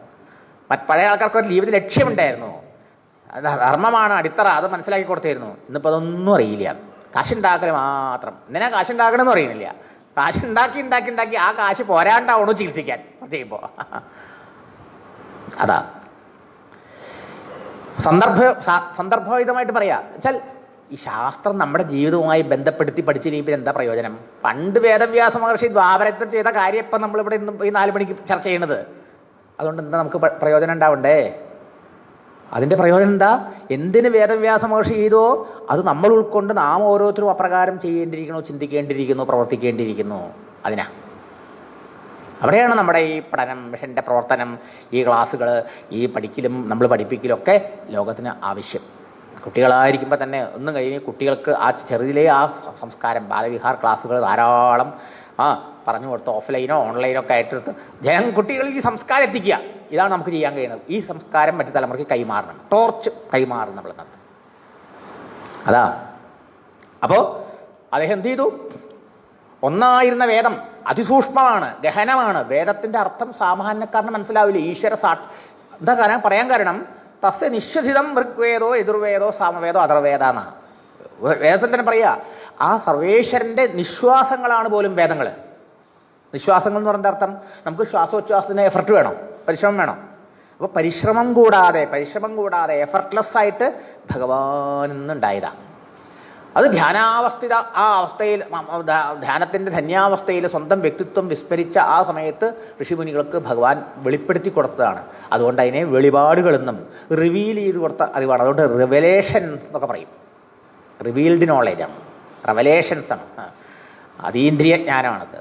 അപ്പം അതിനെ മനസ്സിലാക്കണമെങ്കിലോ ആ ലെവലിൽ ആധ്യാത്മികമായി ഉയർന്നവരാക്കേ പറ്റുള്ളൂ, വേദവ്യാസ മഹർഷിമാതിരി. അതുകൊണ്ടാണ് അദ്ദേഹം ആ വേദം അങ്ങനെ അവിടെ ഇരുന്ന അധികം ആൾക്കാർക്കൊന്നും പ്രയോജനം ഉണ്ടാവാൻ പോണില്ല. അതുകൊണ്ട് അതിനെ 4 വിഭജിച്ചു. എന്നിട്ടോ 4 ശിഷ്യന്മാർക്ക് പഠിപ്പിച്ചു. തത്ര ഋഗ്വേദധര പൈലഹ സാമകോ ജൈമിനി കവി വൈശമ്പായന ഏവൈകോ നിഷ്ണാദോ യുഷാമുദാം. തത്ര അതിലെ 4 ഋഗ്വേദധരഹ പൈലഹ, പൈലൻ എന്ന ശിഷ്യനെ ഋഗ്വേദം പഠിപ്പിച്ചു. 4 ശിഷ്യന്മാരെ ഓരോ വേദം പഠിപ്പിച്ചത് പ്രധാനമായിട്ട്. ജൈമിനി കവിഹി, കവിയും ദീർഘദർശിത്വവും ദൂരദർശനമൊക്കെ ഉള്ള ജൈമിനി സാമവേദം പഠിച്ചു. വൈശമ്പായനേവ നിഷ്ണാദ, മഹാപണ്ഡിതനും വിദ്വാനുമായ ജൈമിനി സമവേദത്തെ പഠിച്ചപ്പോൾ വൈശമ്പായനൻ യജുർവേദത്തെയും പഠിച്ചു. അഥർവാംഗിരസം ആസീത് സുബന്ധു ദാരുണോ മുനി ഇതിഹാസ പുരാണാനാം പിതാമേ രോമഹർഷണ. അഥർവവേദം പഠിച്ചത് ദാരുണ സുമന്തു എന്ന, ക്രൂരനായ സുമന്തു എന്ന മുനിയാത്രേ. എന്താ കാരണം? ഈ അഥർവവേദത്തിലാണ് ആഭിചാരാദികളാവുന്ന മന്ത്രവാദം ഇത്തരം ഉണ്ടല്ലോ, അതൊക്കെ അങ്ങനത്തെ പ്രയോഗങ്ങളൊക്കെ ഈ അഥർവവേദത്തിലെ ധാരാളമുള്ളത്. അപ്പോൾ അത് സാധാരണ ആരാ ചെയ്യുക? സാധാരണ മറ്റുള്ളവർക്ക് ദ്രോഹം ചെയ്യുന്ന പ്രവൃത്തികൾ ദക്ഷിണയ്ക്ക് വേണ്ടി ചെയ്യുക. അത് കുറച്ച് കഠിന മനസ്സുള്ളവരെ ചെയ്യുള്ളൂ, മനസ്സിലായില്ലേ? എല്ലാവരും മന്ത്രവാദം പഠിക്കും, മന്ത്രവാദം ചെയ്യോ? ഇല്ല. സാധാരണ ദേവനെ പൂജ ചെയ്യാം. അതുകൊണ്ട് നമുക്കും ശ്രേയസ് ഉണ്ടാവുള്ളൂ, മറ്റുള്ളവർക്കും നാട്ടിനും ഗുണം ഉണ്ടാവും. മന്ത്രവാദം എന്തിനാ? മന്ത്രവാദം മറ്റുള്ളവർക്ക് നാശം ഉണ്ടാക്കാനും ദുരിതം ചെയ്യാനൊക്കെയാണ് അല്ലേ, പലതരത്തിൽ. അതാ ആഭിചാര പ്രവർത്തികൾ, അതൊക്കെ ഈ അഥർവവേദത്തിലെ ആ അഥർവവേദം ക്രൂരകർമ്മങ്ങളെക്കുറിച്ചൊക്കെ പറഞ്ഞിട്ടുള്ള ആ അഥർവവേദം ക്രൂരനായ ആളിനെ പഠിച്ചു അത്രേ. അതാണ് പ്രയോഗം കണ്ടില്ലേ? സുമന്തു ദാരുണ പ്രവർത്തികൾ, ക്രൂരമായ പ്രവർത്തികൾ ചെയ്യാൻ മടിയില്ലാത്ത സുമന്ത് പഠിച്ചു. ഇതിഹാസ പുരാണാനം, വേദവ്യാസ മഹർഷി ആ വേദങ്ങളുടെ സാരത്തെ ഇതിഹാസം മഹാഭാരതമായിട്ടും പിന്നെ പുരാണങ്ങളായിട്ട് എഴുതിയല്ലോ. അതോ മേ പിതാ, എൻ്റെ പിതാവ്. കഥ പറയുന്നത് സൂതൻ അല്ലേ? ഇപ്പൊ ഉഗ്രശ്രവസ് എന്ന് പറഞ്ഞ സൂതനാണ്. അദ്ദേഹത്തിന്റെ പിതാവായ രോമഹർഷണൻ പഠിച്ചു. ഏതേ ഋഷയോ വേദം സ്വം സ്വം വ്യസ്യന്നേകഥ ശിഷ്യൈഃ പ്രശിഷ്യൈഃ തശിഷ്യൈഃ വേദാസ്തേ ശാഖിനോ ഭവൻ.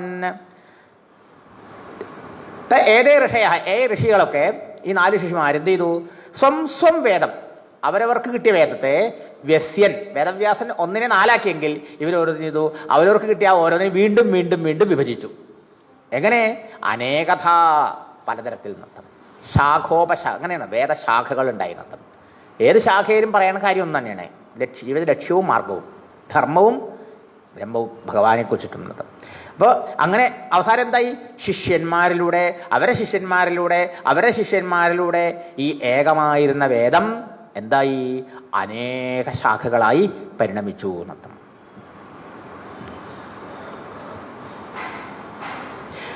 തയേവ വേദാ ദുർമേധൈഃ ധാര്യന്തേ പുരുഷൈർയഥാ ഏവം ചകാര ഭഗവാൻ വ്യാസഃ കൃപണവത്സലഃ. അപ്പോ എന്തിനാ അങ്ങനെ ചെയ്തത് വേദവ്യാസ മഹർഷി? ദുർമേധൈഃ പുരുഷൈഃ യഥാ ധാര്യന്തേ. ആ വേദങ്ങൾ ദുർമേധൈഃ, ദുർമേച്ചാലോ ബുദ്ധി കുറഞ്ഞവര്, അല്പബുദ്ധികളായ ആൾക്കാര് എങ്ങനെയായാലും അവർക്കത് മനസ്സിലാക്കാൻ കഴിയുക? അപ്രകാരം ചെയ്യണം വെച്ചിട്ട് കൃപണവത്സലഃ, നമ്മളിൽ അപാരമായ കാരുണ്യമുള്ള, ദീനന്മാരോട് കാരുണ്യമുള്ള ആ വേദവ്യാസ മഹർഷി ഇപ്രകാരം അവരെ ശിഷ്യന്മാരും മുഖാന്തരം ഇതിനെ ഇപ്രകാരം അനേക ശാഖോപശാഖകളാക്കി വിഭജിച്ച് ലോകത്തിൽ പ്രചരിപ്പിച്ചു. അപ്പൊ ചുരുക്കത്തിൽ എന്തുണ്ടായി? വേദ പ്രചരണം. വേദപ്രചരണം തന്നെയാണ് നമ്മൾ നടക്കുന്നത്. വേദസാരമാണ് ഉപനിഷത്തുകൾ, ഭഗവത്ഗീത, അതിൻ്റെയൊക്കെ പ്രചരണം എന്ന് പറഞ്ഞാൽ വേദപ്രചരണമാണ്. ഭാഗവത പ്രചരണം വേദപ്രചരണം തന്നെ, രാമായണ പ്രചരണം വേദപ്രചരണം തന്നെ. മനസ്സിലായില്ലേ? ഇങ്ങനെ സാധാരണ ബുദ്ധി കുറഞ്ഞ ആൾക്കാരൊക്കെ ഇത് മനസ്സിലാക്കട്ടെ വെച്ചിട്ട് പ്രചരിപ്പിച്ചു.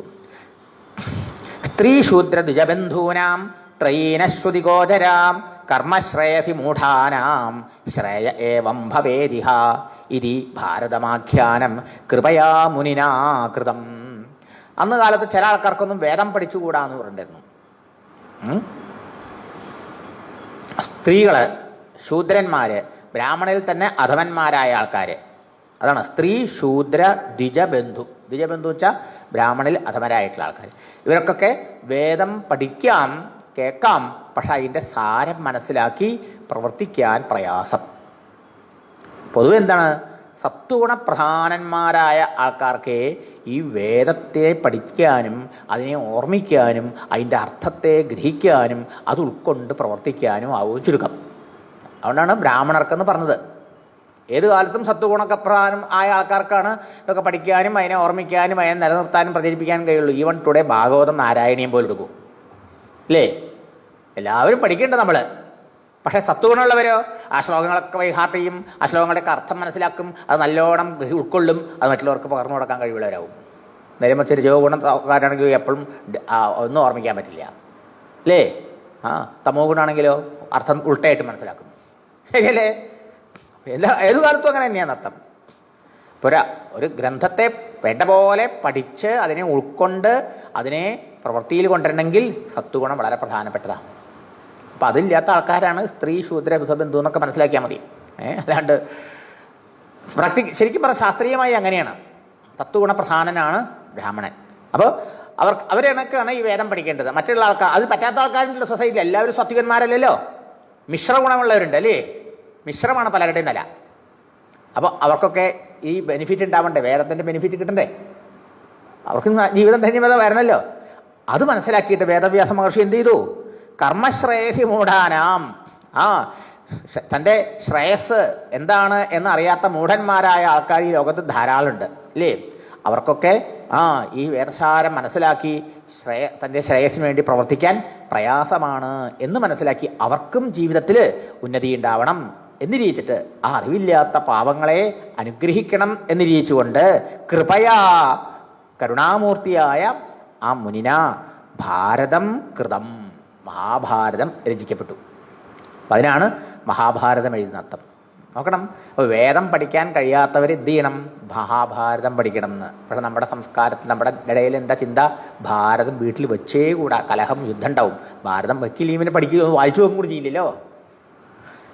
നോക്കണേ, വേദമാണ് പഠിക്കേണ്ടത് അല്ലേ? അത് വെറുതെ ചൊല്ലല്ല, അർത്ഥബോധത്തോട് കൂടിയിട്ട് ആഴത്തിൽ. അതിന് കഴിയില്ലെങ്കിൽ ഭാരതമെങ്കിലും പഠിക്കണമെന്ന്. നോക്കൂ, ഭാരതം എഴുതി എന്തിനാന്ന് ഇതിന് ഈ ശ്ലോകത്തിൽ നിന്ന് മനസ്സിലാവണില്ലേ? ഈ ഭാരതം നമുക്ക് പഠിക്കാനോ അതോ പഠിക്കാതിരിക്കാനോ എഴുതിയത്? നിങ്ങൾ ആലോചിച്ച് നോക്കൂ, ഈ ശ്ലോകമൊക്കെ പഠിക്കുമ്പോൾ അല്ലേ ഉണ്ണി? ഈ വേദത്തെ വേണ്ട പോലെ പഠിച്ച് അതിൻ്റെ അർത്ഥം മനസ്സിലാക്കി ജീവിതത്തെ ധന്യമാക്കാൻ വേണ്ടി പണിയെടുക്കാൻ കഴിയാത്ത ആൾക്കാരെ, ആ പാവങ്ങളെ ഉദ്ദേശിച്ചിട്ടാണ് കരുണാനിധിയായ ഈ വേദവ്യാസ മഹർഷി വേദസാരമടങ്ങിയ മഹാഭാരതം എന്ന ഇതിഹാസം എഴുതിയെന്ന്. അപ്പം അധികം ആൾക്കാർക്കും മഹാഭാരതം ഗുണം ചെയ്യും. അതിലൂടെ മാർഗവും ലക്ഷ്യമൊക്കെ മനസ്സിലാക്കാൻ സാധിക്കും. ഓക്കെ. ഏവം പ്രവൃത്തസ്യ സദാ ഭൂതാനാം ശ്രേയസി ദ്വിജാഃ സർവാത്മകേനാപിയതാ നാതുഷ്യൽ ഹൃദയം തതഃ. അപ്പൊ എത്രയൊക്കെ ലോകത്തിന്റെ നന്മയ്ക്ക് വേണ്ടി അദ്ദേഹം പ്രവർത്തിച്ചു എന്ന് ആലോചിച്ച് നോക്കൂ അല്ലേ? അത്ര വലിയ സേവനമാണ് സമാജത്തിന്, ജനസമുദായത്തിന് സൽഗതിക്ക് വേണ്ടിയിട്ട് അദ്ദേഹം ചെയ്തത്.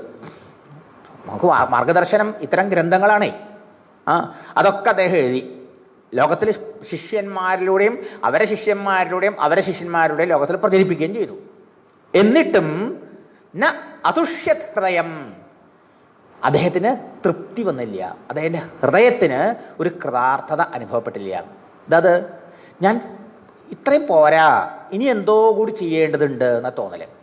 എല്ലാം ചെയ്യേണ്ടതുപോലെ ചെയ്യേണ്ടപ്പോൾ ചെയ്താൽ ചെയ്തവനുണ്ടാവുന്ന ആ തൃപ്തിയുടെ പേരാണല്ലോ ആത്മസംതൃപ്തി, കൃതാർത്ഥത. അതുണ്ടായില്ല.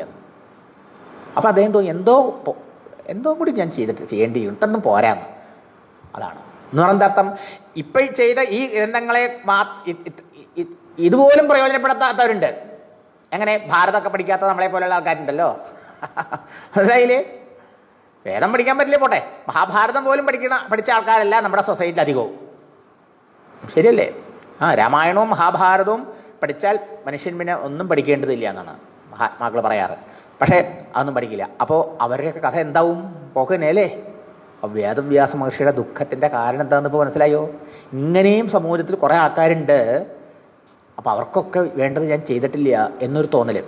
അങ്ങനെ തോന്നിയിട്ടില്ല. പക്ഷേ അദ്ദേഹത്തിന് ഇത്രയൊക്കെ ചെയ്തിട്ടും, ലോകമംഗളത്തിന് വേണ്ടി ഇത്രയും നല്ല കാര്യങ്ങൾ ചെയ്തിട്ടും അതുഷ്യത്. അദ്ദേഹം ഇനി ഒന്നും ചെയ്യേണ്ട എന്നുള്ള ആ നിലയിലേക്ക് എത്തിയില്ല. കൃതാർത്ഥനായില്ല, സംതൃപ്തി ഉണ്ടായില്ല. ഒരു അസംതൃപ്തി അദ്ദേഹത്തിന്റെ മനസ്സിലുണ്ടായി എന്നർത്ഥം. നാദിപ്രസീദ ഹൃദയ സരസ്വത്യാസ്തടേഷുജൗ വിതർക്കയൻ വിവിക്തസ്ഥ ഇതം പ്രോവാചധർമ്മവിത്. എന്താണ് എനിക്ക് ഈ മനഃപ്രസാദം ഉണ്ടാവാതിരിക്കാൻ കാരണം? ഞാൻ എത്രയൊക്കെ നന്മ ലോകത്തിന് വേണ്ടി ചെയ്തുല്ലോ, എന്നിട്ടും എന്താ എനിക്കൊരു തൃപ്തി, ചാരിതാർത്ഥ്യം, കൃതാർത്ഥത തോന്നാത്തത് എന്ന് അദ്ദേഹം ആ സരസ്വതി തീരത്തുള്ള ശമ്യാപ്രാസ ബദരീനാഥിലാണല്ലോ അതിൻ്റെ ആശ്രമം.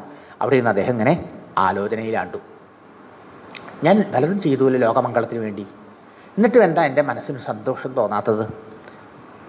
ധൃതവ്രതേന ഹിമയാ ഛന്ദാംസി ഗുരവോഗ്നയ മാനിതാ നിർവ്യളീകേന ഗൃഹീതം ചാനുശാസനം. അദ്ദേഹത്തിൻ്റെ ആത്മഗതം ഇവിടെ എഴുതിയിരിക്കുക.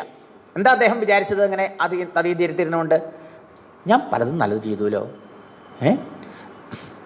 ബ്രഹ്മചര്യ വ്രതത്തോടുകൂടി ഞാൻ വേദങ്ങൾ പഠിക്കുകയും വേദത്തെ വേണ്ട പോലെ വ്യാഖ്യാനിക്കുകയും വിശ്വസിക്കുകയും ചെയ്ത് ലോകത്തിൽ പ്രചരിപ്പിച്ചു. ഗുരുക്കന്മാരെ ഞാൻ ആരാധിച്ചു, അല്ലേ?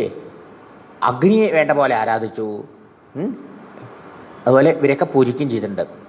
ആ ഗുരുഭൂതന്മാരുടെ ആജ്ഞയെ വേണ്ട പോലെ ഞാൻ അനുസരിച്ചിട്ടുണ്ട്. എന്നിട്ടും എന്താണ് എനിക്ക് തൃപ്തി വരാത്തത്?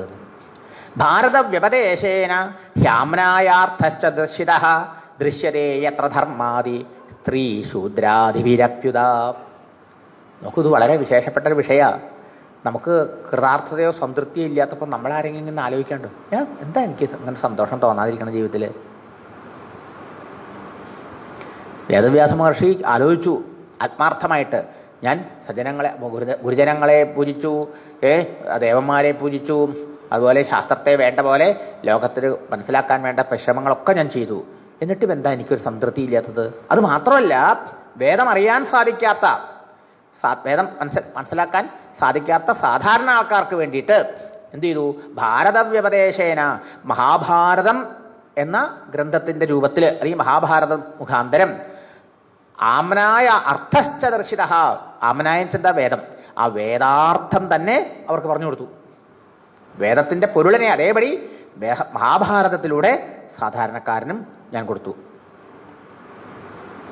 അതിലൂടെ ഒരാൾ നേടേണ്ട ധർമാർത്ഥ കാമമോക്ഷങ്ങളാകുന്ന പുരുഷാർത്ഥങ്ങളെ എങ്ങനെ നേടാൻ സാധിക്കുന്നൊക്കെ പറഞ്ഞിട്ടുണ്ട്. ഇതൊക്കെയല്ലേ വേണ്ടത്? ഇതൊക്കെയല്ലേ ചെയ്യേണ്ടത് ഒരാൾ? അഥാപിബദമേദൈഹ്യോ ഹ്യാത്മാചൈവാത്മനാ വിഭു അസമ്പന്ന ഇവാഭാതി ബ്രഹ്മവർച്ചസ്യ സത്തമാം. ബ്രഹ്മജ്ഞാനികൾ അഗ്രഗണ്യനാണ്. ബ്രഹ്മതേജസ് കൊണ്ട് ബ്രഹ്മവർച്ചസ്യ സത്തമ, ബ്രഹ്മവർച്ചസ്സുള്ള ബ്രഹ്മതേജസ്സുള്ള ആളുകളിൽ ഉത്തമനാണ് അദ്ദേഹം. ഞാൻ ബ്രഹ്മജ്ഞാനിയാണേ.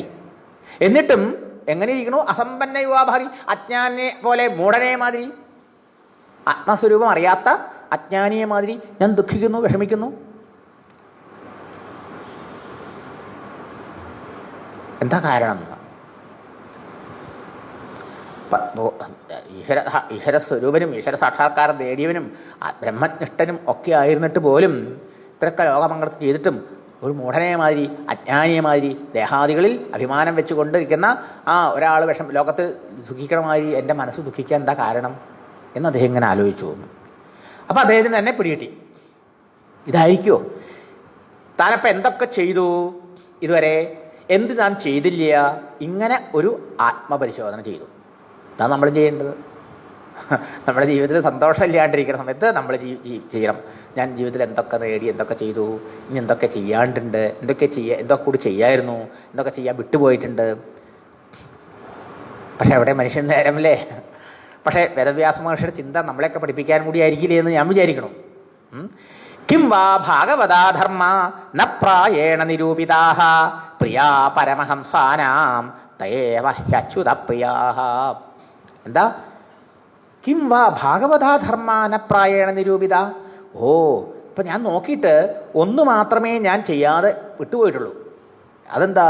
ഭാഗവതധർമ്മത്തെ, ഭക്തന്മാരായ മഹാത്മാക്കളുടെ ചരിത്രത്തെയും ധർമ്മങ്ങളെയും ഞാൻ വിസ്തരിച്ച് പ്രതിപാദിച്ചില്ല. ബാക്കിയൊക്കെ ഞാൻ ചെയ്തിട്ടുണ്ട്. അപ്പം തൻ്റെ അസംതൃപ്തിക്ക് ഇതേ ഞാൻ കാരണമായിട്ട് കാണാനുള്ളൂ. എന്താ അങ്ങനെ പറഞ്ഞത്? ആ ഭാഗവതധർമ്മം പരമഹംസന്മാരായ ആത്മാവിനെ സാക്ഷാത്കരിച്ച്, ആത്മാവ് ഈശ്വരനാണ്, ആ ഈശ്വരനെ സാക്ഷാത്കരിച്ച് ആത്മാവരാമന്മാരായിരിക്കുന്ന ആ മഹാത്മാക്കളുടെ ധർമ്മമാണ്. അവർക്കൊക്കെ ഇഷ്ടമായിട്ടുള്ളത് ആ ഈശ്വരൻ്റെ മഹിമയെ വർണ്ണിക്കുന്നത് കേൾക്കാനാണേ. അതുതന്നെയാണ് തയേവ അച്യുതപ്രിയ. ഭഗവാനും അതാ പ്രിയം, ഭക്തന്മാർക്കും അതാ പ്രിയം. അപ്പോൾ ഭക്തന്മാർക്കും ഭഗവാനും ഒരേപോലെ പ്രിയങ്കരങ്ങളായിട്ടുള്ളതും ഭക്തന്മാരുടെ ചരിത്രങ്ങൾ നിറഞ്ഞതുമായ ഭാഗവതധർമ്മത്തെ ഒരുപക്ഷേ ഞാൻ വേണ്ട പോലെ പ്രാധാന്യേന വർണ്ണിച്ചിട്ടില്ല എന്നുള്ളതായിരിക്കുമോ എനിക്ക് ഈ എല്ലാം ചെയ്തിട്ടും സംതൃപ്തി ഉണ്ടാവാണ്ടിരിക്കാനുള്ള കാരണം? നോക്കൂ, ഇതിന്ന് ഒന്ന് മനസ്സിലാക്കാനുള്ളത്, നമ്മളും ഈ ലോകത്തിൽ പല പല സേവനങ്ങൾ ചെയ്യും അല്ലേ? ചില ആൾക്കാർക്ക് സാമൂഹ്യ സേവനങ്ങളിലൊക്കെയാണ് താല്പര്യം, ശരിയല്ലയോ? ഓണററി സർവീസൊക്കെ ചെയ്യാൻ പോകുന്ന കാര്യം പലതരത്തിൽ, കാശിനൊന്നുമല്ല, സേവനം, സമൂഹ സേവനം, പലതരത്തിലുള്ള സേവന പ്രവൃത്തികളും നമ്മൾ ചെയ്യും.